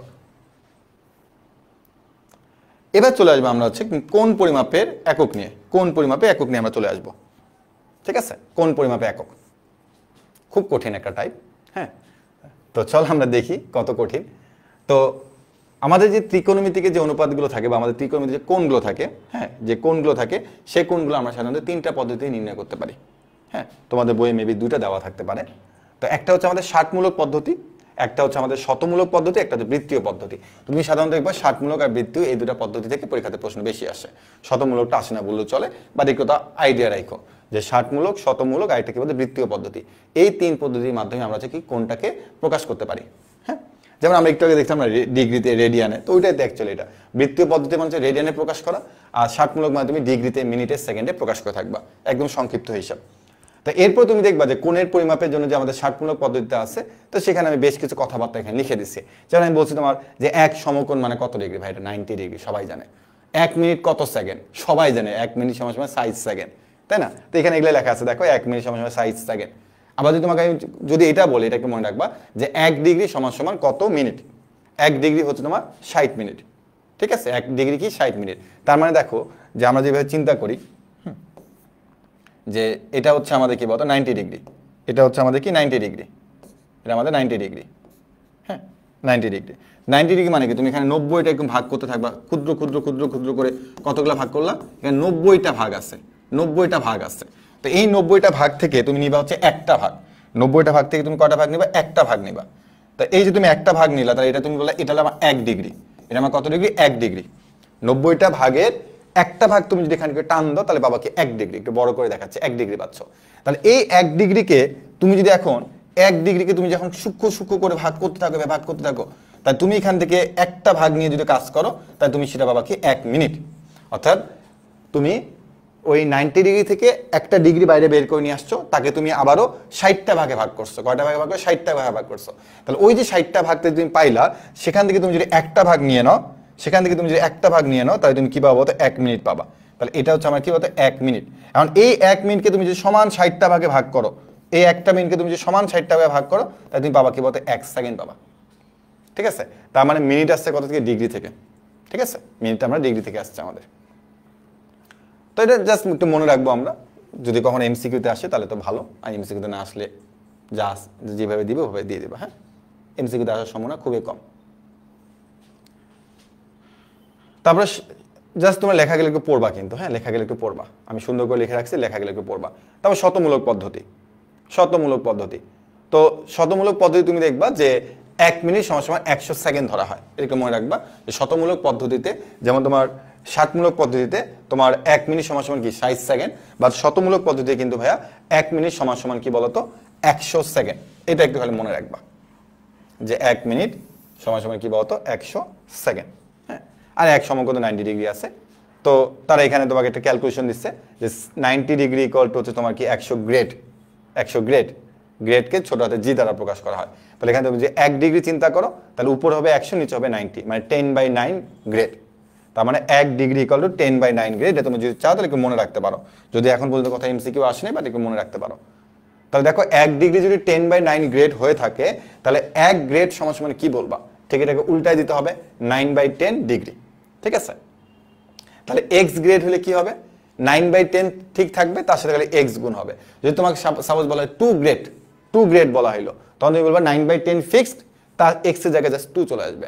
তোমাকে বলা 20 গ্রেড, তার মানে 9/10 থাকবে, এক্স এর জায়গায় কত চলে আসবে, 20 চলে আসবে, ঠিক আছে? একদম সিম্পল হিসাব। তো যদিও কখনো পরীক্ষাতে আসেনি, বা তুমি ইচ্ছে করলে বা তুমি চাইলে এটা একটু দেখতে পারো, দেখতে পারো। এবার চলে আসবো আমরা বৃত্তীয় পদ্ধতি, যেটা আমরা সাধারণত রেডিয়ান বলে থাকি, বৃত্তীয় পদ্ধতি, হ্যাঁ। তো বৃত্তীয় পদ্ধতির ক্ষেত্রে আমরা প্রথমে দেখবো হচ্ছে যে এটার তোমার 1 রেডিয়ান কাকে বলে।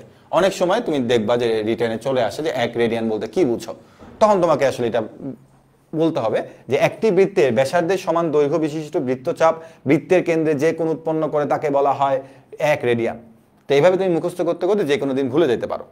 তো আমরা এটাকে কিভাবে মনে রাখবো, চলো সেটা একটু দেখি, হ্যাঁ। তো আমি চিত্রটা এখানে আরেকবার অঙ্কন করবো, তাহলে তুমি খুব সহজে বুঝতে পারবা, হ্যাঁ। এরকম একটা বৃত্ত আমি অঙ্কন করছি, হ্যাঁ, একটা বৃত্ত অঙ্কন করছি। আমি যদি তোমাকে বলি যে বৃত্তের ব্যাসার্ধ কত, তুমি কি বলতে পারবা? অবশ্যই বলতে পারবা। বৃত্তের ব্যাসার্ধ কোনটা, এটা হলো বৃত্তের ব্যাসার্ধ, এটা হচ্ছে কি বলতো বৃত্তের ব্যাসার্ধ, হ্যাঁ, এটা হলো বৃত্তের ব্যাসার্ধ, বৃত্তের ব্যাসার্ধ, ওকে, বৃত্তের ব্যাসার্ধ, এই যে বৃত্তের ব্যাসার্ধ। এখন বৃত্তের ব্যাসার্ধ হচ্ছে এটা, আর বৃত্তের ব্যাসার্ধের সেম চাপ আমি নিব। আমি এটা কালারটা একটু চেঞ্জ করে দিই, তাহলে বুঝতে সুবিধা হবে। কালারের এই যে কালার, হ্যাঁ। তো দেখো এটা হলো বৃত্তের ব্যাসার্ধ। এখন আমি বৃত্তের ব্যাসার্ধ সমান চাপ অঙ্কন করব। চাপ মানে কি বলতো, এই যে আমার যে পরিধিটা আছে, এই পরিধির উপর আমি এখন চাপ কাটবো, মানে একটা চাপ নিব। তার মানে এটার সমান দৈর্ঘ্য নিয়ে আমি হচ্ছে একটা কি করব, চাপ একটা কাটবো। তাহলে বৃত্তের ব্যাসার্ধের সমান চাপ আমি অঙ্কন করব। তাহলে আমি একটা সমান একটা চাপ দিয়ে দিই, সেটা হচ্ছে এটা, এই এতটুকু হচ্ছে বৃত্তের ব্যাসার্ধের সমান চাপ। তাহলে এটা যদি আমার আর হয়ে থাকে তাহলে এটা হচ্ছে আমার এস। মনে রাখবা আর আর এস হচ্ছে কি ইকুয়াল। হ্যাঁ, আর আর এস হচ্ছে কি বলতো ইকুয়াল, ব্যাসার্ধ আর চাপ সমান হবে। যদি সমান হয়ে থাকে তাহলে এখন আমি যদি এই দুটাকে যদি আমি যোগ করে দিই, এই দুটাকে যদি আমি যোগ করে দিই, তাহলে আমার কেন্দ্রে যে কোণটা উৎপন্ন হবে সেটাই হচ্ছে 1 রেডিয়ান। এটাই হচ্ছে আমার 1 রেডিয়ান। তার মানে আমার যে বৃত্তের আমি 1 রেডিয়ান বের করতে যাচ্ছি সেটা হচ্ছে কি বলতো, যে ব্যাসার্ধের সমান চাপ যদি আমি কেটে নিই, তাহলে ব্যাসার্ধ ইকুয়াল যদি তোমার চাপ হয়ে থাকে, তাহলে কেন্দ্রে যে কোণটা উৎপন্ন হয়ে থাকবে সেটাকে বলা হয় কি বলতো 1 রেডিয়ান। সেটা আসলে মুখস্থের কিছু না, এটা বোঝার জিনিস যে ব্যাসার্ধ ইকুয়াল যদি চাপ হয়ে থাকে তাহলে কেন্দ্রে যে কোণটা উৎপন্ন হয়ে থাকে তাকে বলা হয় 1 রেডিয়ান। এটা হলো 1 রেডিয়ান। ঠিক আছে, এখানে কথাবার্তা বলা আছে। আর রেডিয়ান কোণ একটা ধ্রুবকোণ। হ্যাঁ, এটা একটু মনে রাখিও যে রেডিয়ান কোণ হচ্ছে একটা ধ্রুবকোণ। তো অনেক সময় তো তোমাকে প্রমাণ করতে বলবে যে রেডিয়ান কোণ একটি ধ্রুবকোণ, এটা প্রমাণ করো। তো এটা আসলে প্রমাণ শেখানোর মতো কিছু নাই, কারণ এই টাইপের প্রমাণ খুব কম আসে। তো এই প্রমাণটা হচ্ছে তোমাকে নিজে থেকে দেখে নিতে হবে, নিজে করো প্রমাণটা, তুমি নিজে থেকে দেখে নিবা। তোমার বইয়ের মধ্যে প্রমাণটা দেওয়া আছে এবং এখানে হুবহু প্রমাণটা তুলে দেওয়া আছে। তো তুমি জাস্ট এই প্রমাণগুলো তোমাকে নিজে থেকে দেখতে হবে। তো প্রমাণটা আমি তোমাকে করাচ্ছি না। হ্যাঁ, এখন আমরা দেখব হচ্ছে যে বোর্ডে যে বেশ কিছু অঙ্ক আসছে এগুলা থেকে ব্যাসার্ধ, পরিধি, এগুলো নিয়ে, সেগুলো নিয়ে আমরা একটু এখন দেখবো। হ্যাঁ, সেগুলো নিয়ে আমরা একটু দেখবো। কোন ত্রিভুজের কোণগুলোর অনুপাত 258 হলে বৃহত্তম কোণের বৃত্তীয় মান নির্ণয় করো। বৃহত্তম কোণের বৃত্তীয় মানটা নির্ণয় করতে বলছে। সো তোমাকে যদি তারা কখনো কোনোদিন অনুপাত দিয়ে থাকে এবং যদি বৃত্তীয় কোণ বের করতে বলে, সো মনে রাখবা সেটাকে অবশ্যই রেডিয়ানে প্রকাশ করতে হবে। কিসে প্রকাশ করতে হবে? রেডিয়ানে প্রকাশ করতে হবে। ভয় পাওয়ার কোনো কারণ নাই, চলো আমরা অঙ্কটা করি। আমাকে বলা আছে 2:5:8 হলো কোণগুলোর অনুপাত। তো আমি এখানে ধরে নিব যে ধরি আমার যে কোণগুলো আছে সেগুলো হচ্ছে 2x রেডিয়ান, তারপর হচ্ছে 5x রেডিয়ান, আর এটা কি 8x রেডিয়ান। অনুপাত যেটা দেওয়া আছে সবগুলোকে তুমি হয় x বা y বা z ধরবা, এবং এই যে c আছে রেডিয়ান। তো আমরা হয়তো বা তোমরা অনেকে জানো যে এই যে c যে রেডিয়ান আছে এটাকে উজ্জ্ব রাখা যায়। মানে তুমি রেডিয়ানে প্রকাশ করছো, তুমি c লেখলা না, কোনো সমস্যা নেই, এটাকে উজ্জ্ব তুমি রাখতে পারবা। হ্যাঁ, এটা নিয়ে কোনো প্যারা নেই। তাহলে আমরা এতটুকু জিনিস জানি যে আমরা জানি বলো তো ভাইয়েরা, ত্রিভুজের 3 কোণের সমষ্টি কত ডিগ্রি হয়? এটা ছোটবেলা থেকে শিখে আসছো, ত্রিভুজের 3 কোণের সমষ্টি হচ্ছে 180 ডিগ্রি। তাহলে আমরা বলবো যে এই যে আমাদের 3টা কোণ যে তারা দিয়ে দিচ্ছে, এই অনুপাতটা যেভাবেই থাক না কেন তার কোণগুলোর যোগফল হচ্ছে 180 ডিগ্রি হবে, যাকে আমরা কি বলতে পারি বলতো? পাই বলতে পারি। পাই মানে হচ্ছে 180 ডিগ্রি, পাই বললাম। এখন বলো 3টাকে যোগ করলে কত হবে? ভাইয়া সি লিখলেন না কেন? ভাইয়া সি লেখা না লেখা একই কথা, এটাকে উজ্জ্ব রাখা যায়। তাহলে 5 8 5 হচ্ছে কত? 13 14 15 15x ইকুয়াল টু হচ্ছে কত? পাই। তাহলে অতএব x ইকুয়াল টু কত বলো তো? পাই/15। পাই/15। এখন আমরা একটা একটা করে কোণ বের করব। কিভাবে দেখো তো? আমরা এই যে 2x রেডিয়ান বলছিলাম না, 2x রেডিয়ান বলছিলাম না, তাহলে আমরা বলবো 2x radian equal to 2 into pi. তার মানে হচ্ছে 2 পাই বাই হচ্ছে 15 অ্যান্সার একটা। তারপর হচ্ছে কত বলতো? 5x রেডিয়ান, তার মানে 5 ইন্টু হচ্ছে পাই/15, কাটাকাটি করলে হচ্ছে পাই/3। তারপর কত আছে বলতো? 8x রেডিয়ান, 8 ইন্টু হচ্ছে পাই/15, তার মানে উপর হচ্ছে 8 পাই, নিচে হচ্ছে কত? 15। তাহলে আমরা যদি বলি বৃহত্তম কোণ, তোমরা যে ক্যালকুলেটরে প্রতিটা ইনপুট করো তুমি দেখবে বৃহত্তম কোণ হচ্ছে এটা। এটা হচ্ছে কি? বৃহত্তম কোণ। বৃহত্তম কোণ এটা তো হবেই না, তুমি এই দুটার মধ্যে যে কম্পেয়ার করো, এখানে আছে 15, এখানে আছে কত? 15, এর উপর আছে কি 2 পাই, এখানে কি আছে 8 পাই। তো তুমি যে ক্যালকুলেশন করো তুমি দেখবা যে এটার মানটাই কত হচ্ছে? বড় হচ্ছে। সেখানে বৃহত্তম তোমার বৃত্তীয় মান কোনটা বলো তো? সেটা হচ্ছে 8 পাই/15।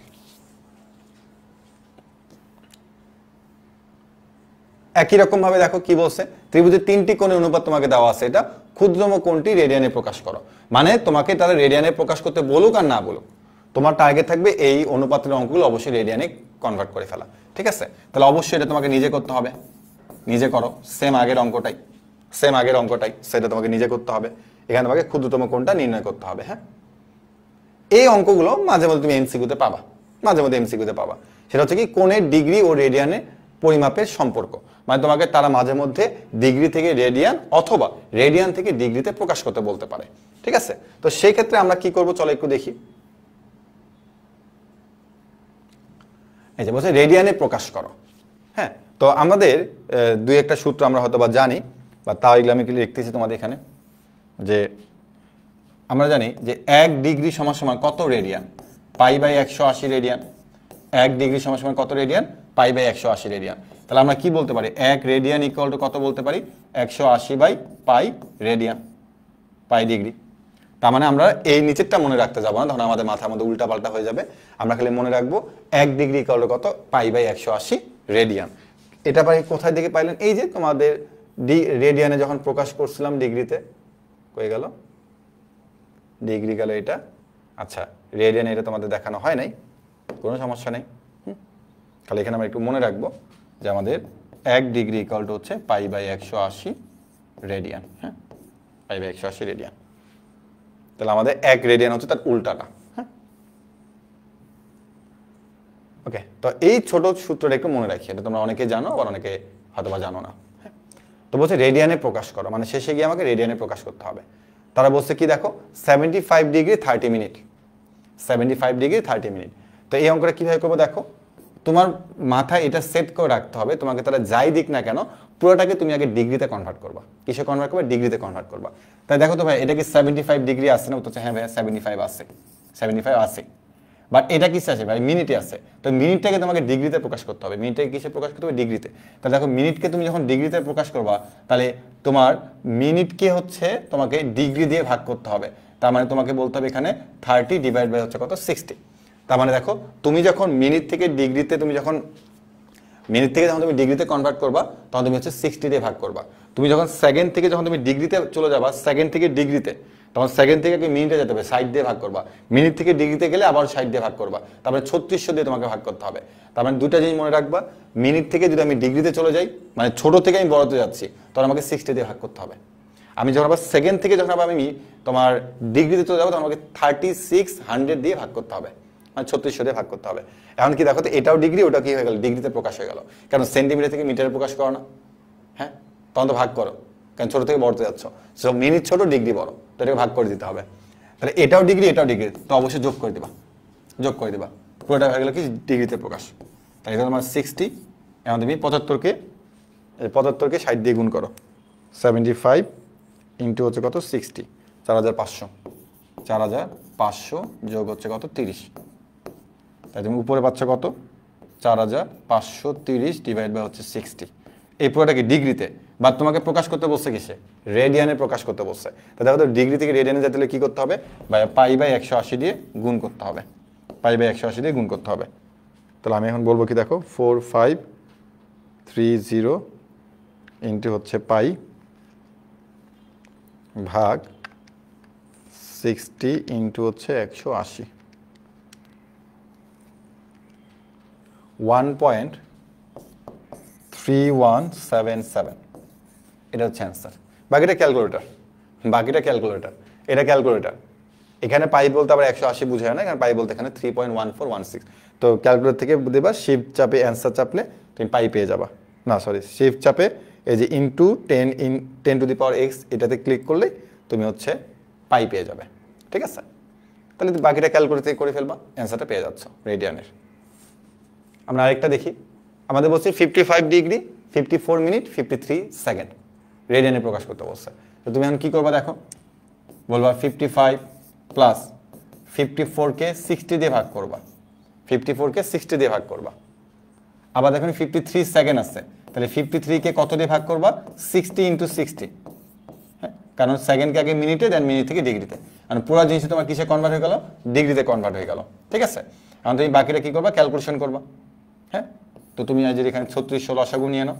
তাই তুমি এখানে কি পাচ্ছ দেখো, 55 ইন্টু হচ্ছে 3600 যোগ 54 ইন্টু হচ্ছে 60 যোগ 53, পুরোটা কিসে কনভার্ট হলো, ডিগ্রিতে। হ্যাঁ, আর একটু ক্যালকুলেশন যদি আমরা করি, তাহলে কত পাচ্ছি দেখো, 55 ইন্টু হচ্ছে 3600 যোগ 54 ইন্টু 60 যোগ 53। তাহলে আমি উপরে পাচ্ছি হচ্ছে 201293, নিচে হচ্ছে কত, 3600। এখন এটাকে কিসে প্রকাশ করতে হবে, রেডিয়ানে। তার মানে π/180 দিয়ে গুণ করে দাও। তাহলে এটা সাথে ইন্টু হচ্ছে আমার, এটা ডিভাইডেড বাই হচ্ছে 3600 ইন্টু হচ্ছে 180। এটা অ্যান্সার আসতেছে আমার 0.9759। তো এটাই হচ্ছে আমার রেডিয়ানে প্রকাশ, বুঝা গেছে? এখন তুমি এখানে রেডিয়ান চিহ্ন দেওয়া না দাও কোনো সমস্যা নাই, বুঝা গেছে?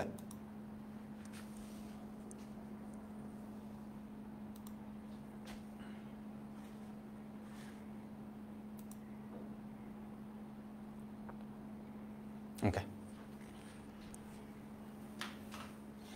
তো এরকম টাইপের তোমাকে এখন যে কোনো অঙ্ক দিলে তুমি করতে পারবা, এটা তোমাকে ডু নিজের থেকে করতে হবে। হ্যাঁ, এরপর দেখো তারা তোমাকে একটা রেডিয়ানে দিছে, তোমাকে প্রকাশ করতে হবে কিসে, ডিগ্রিতে প্রকাশ করতে বলছে।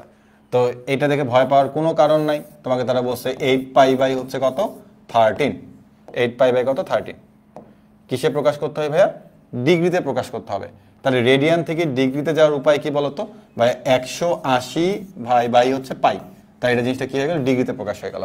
একটু খেয়াল করে দেখো, এর আগে আমরা কি শিখছিলাম বলতো, এর আগে আমরা শিখছিলাম 1 degree equal to pi by 180 radian, আর রেডিয়ান থেকে ডিগ্রি গেলে কি করতে হবে, 180 বাই হচ্ছে কি বলতো পাই, 180 বাই পাই। তাহলে আমরা এখানে কি বললাম দেখো তো, রেডিয়ানে দেওয়া আছে, ডিগ্রিতে কনভার্ট করতে হবে, তাহলে বলতে হবে কি 180 বাই পাই। তাহলে এখন তুমি দেখবা পাই আর পাই কেটে দিলা, তাহলে থাকলো কত একটু বলো, পাই থাকলো হচ্ছে আমার 18 ইন্টু হচ্ছে 180 ইন্টু হচ্ছে 8, এর হচ্ছে 13, 180 ইন্টু হচ্ছে 8 ডিভাইড বাই কত 13। হ্যাঁ, এখন এটা কিন্তু পুরোটা ডিগ্রিতে কনভার্ট হয়ে গেছে। এখন তুমি এটা ক্যালকুলেট চাপো, 180 ইন্টু হচ্ছে 8 ভাগ হচ্ছে কত 13। হ্যাঁ, তুমি পাবা হচ্ছে এরকম, দেখো ক্যালকুলেটারে 110.769, তো এইভাবে লেখা যাবে না, এটাকে কনভার্ট করতে হবে তোমাকে ডিগ্রি মিনিট সেকেন্ডে। সো তোমাদের এই যে অ্যান্সার আসার পরে এই যে দেখো যে রুট ওভারের নিচে একটা এরকম আছে, এরকম একটা চিহ্ন পাবা তোমরা ক্যালকুলেটারে এরকম একটা চিহ্ন পাবা যে তোমার ডিগ্রি মিনিট সেকেন্ড এরকম দেওয়া আছে, এরকম একটা চিহ্ন দেওয়া আছে। তো তখন তুমি এই চিহ্নটাতে ক্লিক করবা। দেখো এই চিহ্নতে ক্লিক করার পরে তোমার এখানে তারা ডিরেক্টলি দিয়ে দিচ্ছে যে 110 ডিগ্রি 46 মিনিট 9 সেকেন্ড। আর যারা তোমরা হচ্ছে এই ক্যালকুলেটর ইউজ না করে, যারা ইএক্স ক্যালকুলেটর তোমরা ইউজ করবা, তোমরা দেখবা যে এই ডিগ্রি মিনিট সেকেন্ড থাকতেছে না। তো ডিগ্রি মিনিট সেকেন্ড না থাকুক, প্রথমটা হচ্ছে ডিগ্রি, তারপরটা মিনিট, লাস্টটা কি সেকেন্ড। তো এই ক্যালকুলেটর তোমরা কিন্তু ডিরেক্টলি ডিগ্রি মিনিট সেকেন্ড দেখতে পাবা, বা যদি তোমরা ইএক্স ক্যালকুলেটর ইউজ করো তখন কিন্তু তোমরা ওটা দেখতে পারতেছো না, ঠিক আছে?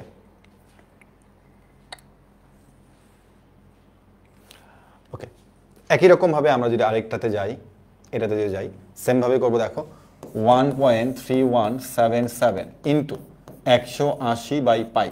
সো এখানে কিন্তু কেউ কাটাকাটি যাচ্ছে না, সো তুমি ডিরেক্টলি ক্যালকুলেটরে ইনপুট করে দিবা। হ্যাঁ, 1.3177 ইন্টু হচ্ছে 180 ভাগ হচ্ছে পাই, ভাগ পাই।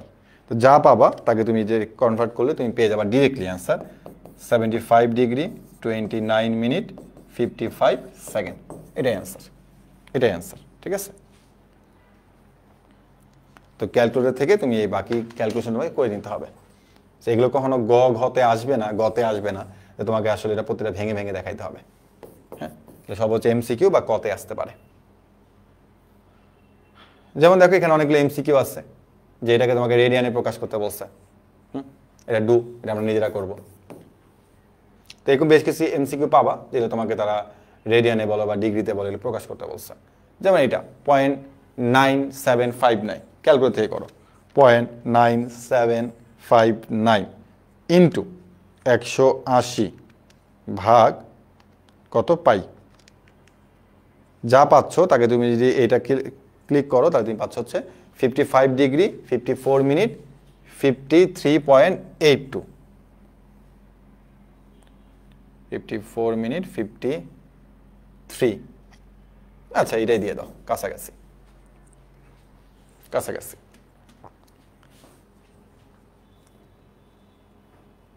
বৃত্তচাপের দৈর্ঘ্য আর বৃত্তকলার, হ্যাঁ, বৃত্তচাপ আর বৃত্তকলার ক্ষেত্রফল।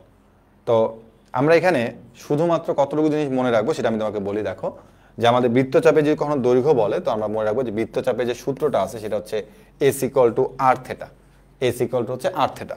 তাই প্রমাণ তুমি দেখবা যে সাধারণত প্রমাণ আসে না বললেই চলে। তো আমরা শুধুমাত্র এটা একটু মনে রাখবো যে আমাদের হচ্ছে এস হচ্ছে আমাদের বৃত্তচাপ, আর হচ্ছে আমাদের ব্যাসার্ধ, আর থেটা হচ্ছে আমাদের কি অ্যাঙ্গেলটা। তবে এখানে যে থেটাটা দেওয়া থাকবে সেটা অবশ্যই তোমাকে রেডিয়ানে রাখতে হবে। কিসে রাখতে হবে? রেডিয়ানে রাখতে হবে। থিটাটাকে কিসে রাখতে হবে? রেডিয়ানে প্রকাশ করতে হবে। হ্যাঁ, এতটুকুই মনে রাখবো এখানে।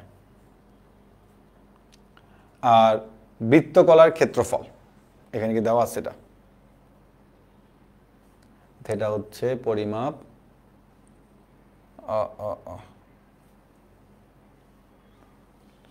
এই যে হাফ আর স্কোয়ার থিটা। আর বাকি জিনিসগুলো আগের মতো দেওয়া আছে, তো তুমি শুধুমাত্র এখানে এই দুটো সূত্র একটু দেখবা এবং প্রমাণটা যদি তুমি করো তো করবা, না করলে কোনো সমস্যা নেই। হ্যাঁ, কোনো সমস্যা নেই। তো আমাদের শুধুমাত্র মনে রাখতে হবে S equal to r theta, এবং দেখবা তুমি এই এস ইকুয়াল টু আর থিটাতে কতগুলো তুমি অঙ্ক করতে পারো। ম্যাক্সিমাম সব অঙ্ক তুমি এস ইকুয়াল টু আর থিটাতে সলভ করে ফেলতে পারবা। খালি স্টুডেন্ট এখানে একটা জিনিসে ভুল করে যে থিটাকে তারা হচ্ছে ডিগ্রিতে রেখে দেয় অনেক সময়। আবারও বলছি, ডিগ্রিতে রাখা যাবে না, মিনিটও রাখা যাবে না, তাকে রেডিয়ানে প্রকাশ করতে হবে। আর আমরা কিন্তু দেখছি যে কোনো অ্যাঙ্গেলকে বা তোমার ষাটমূলক পদ্ধতি যে কোনো কোণকে আমরা কিন্তু রেডিয়ানে প্রকাশ করতে পারি। হ্যাঁ, এটা কিন্তু মাত্রই দেখে আসছি। চলো আমরা এখন কিছু অঙ্ক দেখি। তো এই অঙ্কটা তুমি নিজে থেকে পারবা, আমি তোমাকে পরেরটা করে দিচ্ছি। বলছে একটি গাড়ির চাকার ব্যাস হচ্ছে এত, চাকাটি প্রতি সেকেন্ডে 6 বার ঘুরে গাড়িটির গতিবেগ নির্ণয় করো। তো এই অঙ্ক দেখে অনেকে আবার ফিজিক্সের সাথে কম্পেয়ার করে, ফিজিক্স না ম্যাথেরই একটা অঙ্ক বলা যায়। তো এখানে তোমাকে ব্যাস বলছে, তুমি ব্যাসার্ধ কত বলবা? ভাই 2 দিয়ে ভাগ করে দেন, তাহলে 0.42, এটা হচ্ছে আমার কি ব্যাসার্ধ, এত মিটার। হ্যাঁ, আচ্ছা, তো ব্যাসার্ধ যদি জানা থাকে তাহলে একটা চাকার পরিধি তুমি বের করে ফেলতে পারবা। পরিধির সূত্র হচ্ছে 2πr, এটা আমাদের জানা কথা। যে কোনো একটা তুমি যদি চাকার পরিধি চিন্তা করো বা একটা বৃত্তের পরিধি চিন্তা করো, তাহলে সেটা কিন্তু 2πr। তাহলে 2πr এর মান কত? 0.42। তুমি এটা ক্যালকুলেটর ইউজ করতে হবে এখানে। হ্যাঁ, 2π ইন্টু হচ্ছে 0.42, তাহলে আমি এখান থেকে পাচ্ছি হচ্ছে 2.64 এত মিটার পরিধি। দেখো পরিধি বলতে আসলে কোনটা বোঝাই, আমি বলতেছি তোমাকে পরিধি। হ্যাঁ, এইটা কিন্তু পরিধি, যে এটা যদি তোমার চাকার যদি মিলটা হয়ে থাকে তার পরিধি হচ্ছে এই পুরো সাইডটা হচ্ছে তার কি বলতো? পরিধি। হ্যাঁ, তো পরিধি তুমি বের করে ফেললা। কি বলতে? চাকাটি প্রতি সেকেন্ডে 6 বার ঘুরে, 6 বার ঘুরে তোমার গাড়িটির গতিবেগ নির্ণয় করো। গাড়িটির গতিবেগ নির্ণয় করো। 6 বার ঘুরে অতিক্রম করে 2.64 মিটার। 6 বার ঘুরে অতিক্রম করে 2.64 মিটার। এই জিনিসটা মানে কি বোঝাই? দেখো যে তোমার কি বলছে এটা? হ্যাঁ, প্রতি সেকেন্ডে 6 বার ঘুরে গাড়িটির গতিবেগ নির্ণয় করে, তার মানে একবার ঘোরাটা লাগবে। ওকে, তুমি একটু খেয়াল করে দেখো। আচ্ছা, আমি একটু দেখি। ভাগ হচ্ছে 6, গাড়িটির গতিবেগ হচ্ছে 0.4398।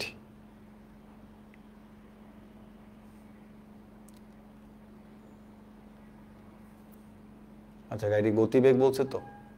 আচ্ছা, তুমি একটু খেয়াল করে দেখো যে চাকাটা ঘোরা মানে কি বোঝায়, একটু খেয়াল করে দেখো। যে তুমি যদি চাকাটা এখান থেকে শুরু করো, সে যদি একবার ঘুরে, একটু খেয়াল করে দেখো, সে যদি একবার ঘুরে, তার মানে কি? সেটা পুরো পরিধি বরাবর একবার ঘুরতেছে না। তার মানে কি? যে চাকাটা ধরে নাও তোমার, এটা হলো সেই গাড়ির চাকা।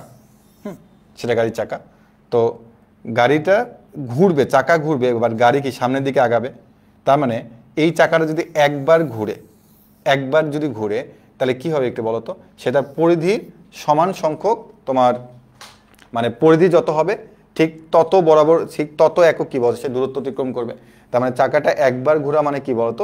সে ঠিক তত দূরত্ব বা তত মিটার তোমার দূরত্ব অতিক্রম করছে। হ্যাঁ, তার মানে আমরা এখানে বলছি কি যে একবার ঘুরে অতিক্রম করে, এখানে হবে একবার ঘুরে অতিক্রম করে হচ্ছে কি বলতো? 2.64 মিটার। তাহলে চাকাটি হচ্ছে তোমার 6 বার ঘুরে অতিক্রম করবে কতটুকু দেখো তো? 2.64 ইন্টু হচ্ছে কত? 6। তাহলে তুমি একটু গুণ করে দাও। 2.64 ইন্টু হচ্ছে কি 6, তাহলে 15.84 এত মিটার।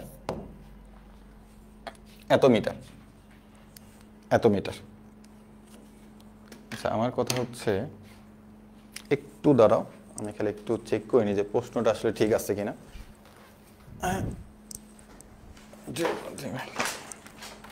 একটু প্রশ্নটা একটু চেক করে নিই, প্রশ্নটা আসলে ঠিক আছে কিনা।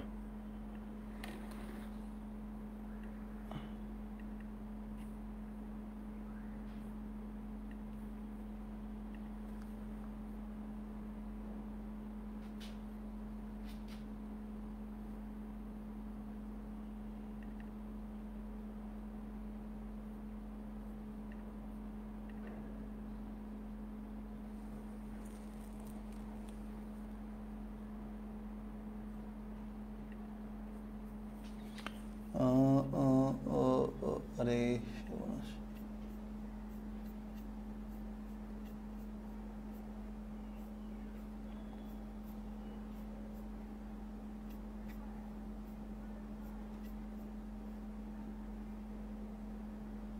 ঠিক আছে, ওকে, প্রশ্ন ঠিক আছে।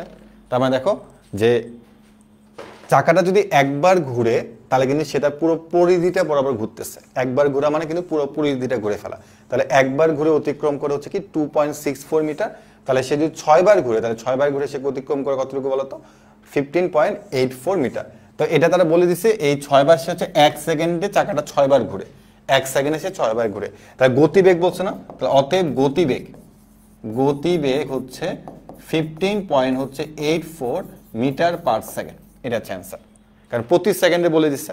তো আমরা তো 6 বার অতিক্রম করে আমি বের করে ফেলছি, তাহলে এই অতিক্রমটা কি প্রতি সেকেন্ডে ঘুরে। তাহলে এখান থেকে তুমি কি পাবো? গতিবেগটা পেয়ে যাবা, মিটার বাই হচ্ছে কি সেকেন্ড, মিটার পার সেকেন্ড।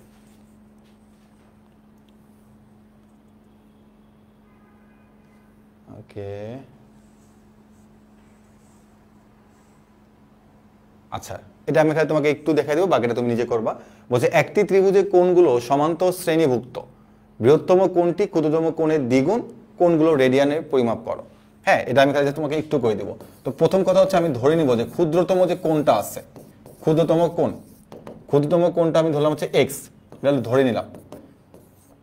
তাহলে বৃহত্তম কোণটা কি হবে ভাই? বৃহত্তম কোণটা 2x। কেন? কারণ তোমাকে বলেছে বৃহত্তম কোণটি ক্ষুদ্রতম কোণের দ্বিগুণ। তার মানে ক্ষুদ্রতম কোণ x, বৃহত্তম কোণটা কি 2x। এবং বলছে যে এই যে তিনটা কোণ আছে এরা কিন্তু সমান্তর ধারাভুক্ত।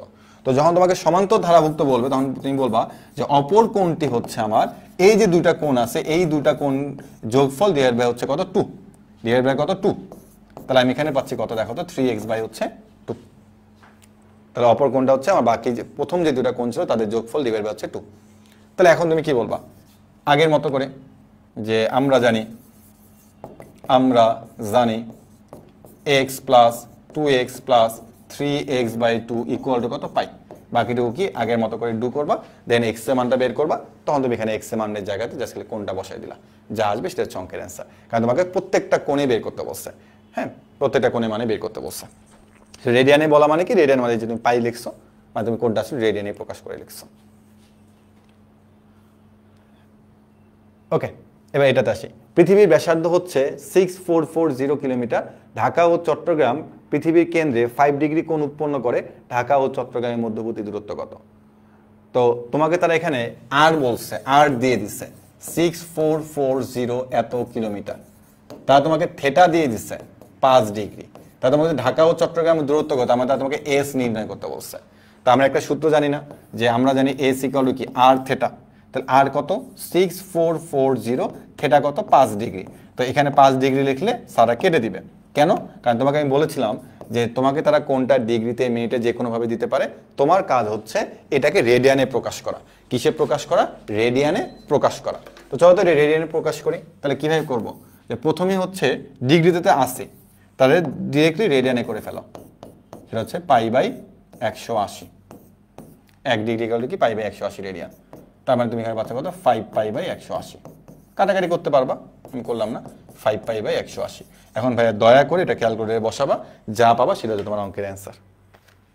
6440 ইন্টু 5 পাই ভাগ হচ্ছে 180।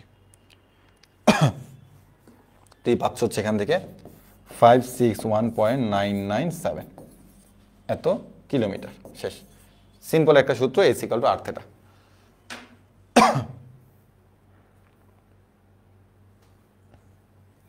আরেকটা অঙ্ক দেখি। পৃথিবীর ব্যাসার্ধ 6440 কিলোমিটার। পৃথিবীর উপরে যে কোনো দুইটি স্থান কেন্দ্রে এত মানে 3 সেকেন্ড বলছে কোণ উৎপন্ন করে তাদের দূরত্ব কত হবে। তারপরে তোমাকে তারা আবার আর দিয়ে দিছে 6440, তারা তোমাকে থিটা দিছে কত 3 সেকেন্ড। কি বের করতে বলছে? এস বের করতে বলছে, দূরত্ব। তো এখান থেকে আমরা এখন কি বলবো একটু বলো তো, যে এই যে 3 সেকেন্ড আছে এটাকে আমরা প্রথমে কি করব, 60 দিয়ে ভাগ করলে সে মিনিটে আসবে, আবারও 60 দিয়ে ভাগ করলে সে কিসে আসবে, ডিগ্রিতে আসবে। তাহলে প্রথমে হচ্ছে তাকে আমি কিসে প্রকাশ করলাম, ডিগ্রিতে প্রকাশ করলাম। এরপরে তাকে আমি কি করবো, π/180 দিয়ে গুণ করে দেবো। তাহলে আমার পুরো জিনিসটা কিসে প্রকাশ হয়ে গেল, রেডিয়ানে প্রকাশ হয়ে গেল। এখন বাকিটা হচ্ছে তুমি নিজের থেকে করে ফেলবে, জাস্ট মানটা এখানে বসায় দিয়ে ক্যালকুলেটর চাপবা, যা দিবে সেটা হচ্ছে অঙ্কের অ্যান্সার। এবার দেখো কি বলছে, অঙ্কটা ইম্পর্টেন্ট। শাহেদ একটি সাইকেলে চড়ে বৃত্তাকার পথ 11 সেকেন্ডে একটি বৃত্তচাপ অতিক্রম করে।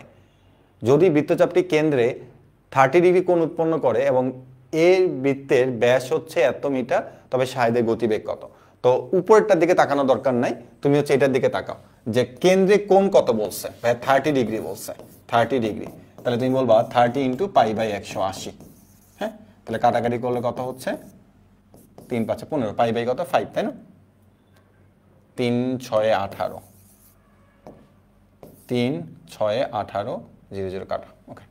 π/6, তাহলে কেন্দ্রে সেটা কোণ উৎপন্ন করে। আর ব্যাস বলছে, তাহলে আমার ব্যাসার্ধ কত হবে একটু বলো তো। ব্যাসার্ধ আমার কত হবে, 100.5, এটা আমার কি মিটার। এখান থেকে আমি ব্যাসার্ধ বের করলাম 2 দিয়ে ভাগ করে একবারে।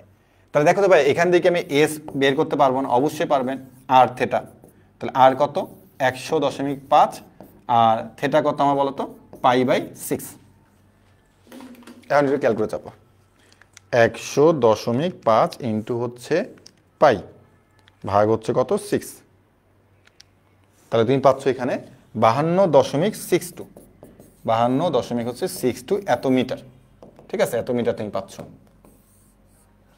ওকে, এখন তারা তোমাকে প্রশ্নে কি বলছে একটু খেয়াল করে দেখো, যে শাহেদ একটি সাইকেলে চড়ে বৃত্তাকার পথ 11 সেকেন্ডে একটি বৃত্তচাপ অতিক্রম করে। একটি কি অতিক্রম করে, বৃত্তচাপ অতিক্রম করে। তাহলে সেই বৃত্তচাপটাকে আমি মাত্রই বের করলাম না, সেই বৃত্তচাপটাকে আমি মাত্রই বের করলাম না। হ্যাঁ, বৃত্তচাপটা মাত্রই বের করলাম। তাহলে আমি বলতে পারি কিনা, গতিবেগ চাইছে তাই না, তাহলে আমি বলতে পারি 11 সেকেন্ডে অতিক্রম করে কত মিটার, 11 সেকেন্ড অতিক্রম করে হচ্ছে 52.62 মিটার। তাহলে অতএব 1 সেকেন্ডে অতিক্রম করে 52.62 ডিভাইড বাই কত, 11 এত মিটার। ভাগ করে দাও, যা পেয়েছি তা আমি ভাগ করি, ভাগ হচ্ছে কত 11। তাহলে আমি পাচ্ছি হচ্ছে কত 4.784। তাহলে এটা যে আমি পাইলাম এটাই হচ্ছে কি বলতো, মিটার পার সেকেন্ড। গতিবেগ বলছে না, তার মানে কি হবে, মিটার পার সেকেন্ড হবে, মিটার পার সেকেন্ড। আশা করি জিনিসটা বুঝতে পেরেছো, যে আমার চাপটা বের করে দেন হচ্ছে আমাকে ক্যালকুলেশন করতে হবে। ঠিক আছে, ওকে। এবার আমরা একটু খেয়াল করে দেখি যে আমাদের এখান থেকে বোর্ডের এমসিকিউ এসেছিল, বোর্ডের এখান থেকে আমাদের সিকিউ এসেছিল, অনেক কিছু এসেছে এখান থেকে। তো আমি কিন্তু এগুলো আসলে তোমাকে ম্যাক্সিমাম করে দিব না, কারণ এগুলো তোমাকে নিজের থেকে করতে হবে। ঠিক আছে, এগুলো তোমাকে নিজের থেকেই করতে হবে এমসিকিউগুলো, কারণ এগুলো একটাও কঠিন অঙ্ক না যে তুমি পারবা না। হ্যাঁ, আর ঘড়ির কাঁটা দিয়ে তুমি দেখবা যে মাঝে মধ্যে বেশ কিছু এমসিকিউ এসেছিল। তো চলো সেটা আমরা একটু দেখে ফেলি। হ্যাঁ, তো আমরা এটার জন্য এমসিকিউ এর জন্য, ঘড়ির কাঁটার এমসিকিউ এর জন্য আমরা শর্টকাট একটা শিখব।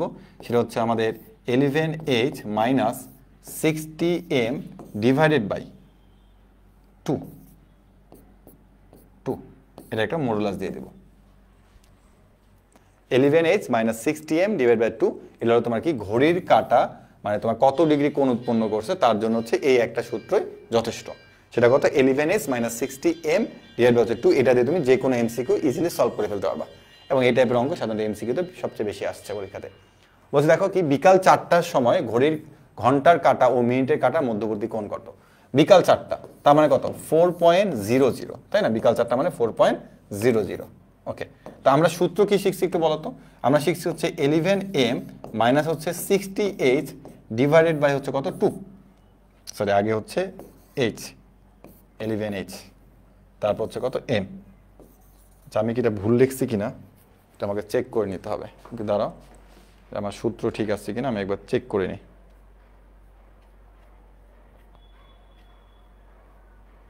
এই যে সূত্র ভুল লিখছি, কেন জানি মনে হচ্ছিল 60H হবে আগে। হ্যাঁ, 60H 11M, এটা হচ্ছে আমার 60H, এটা হচ্ছে আমার 11M।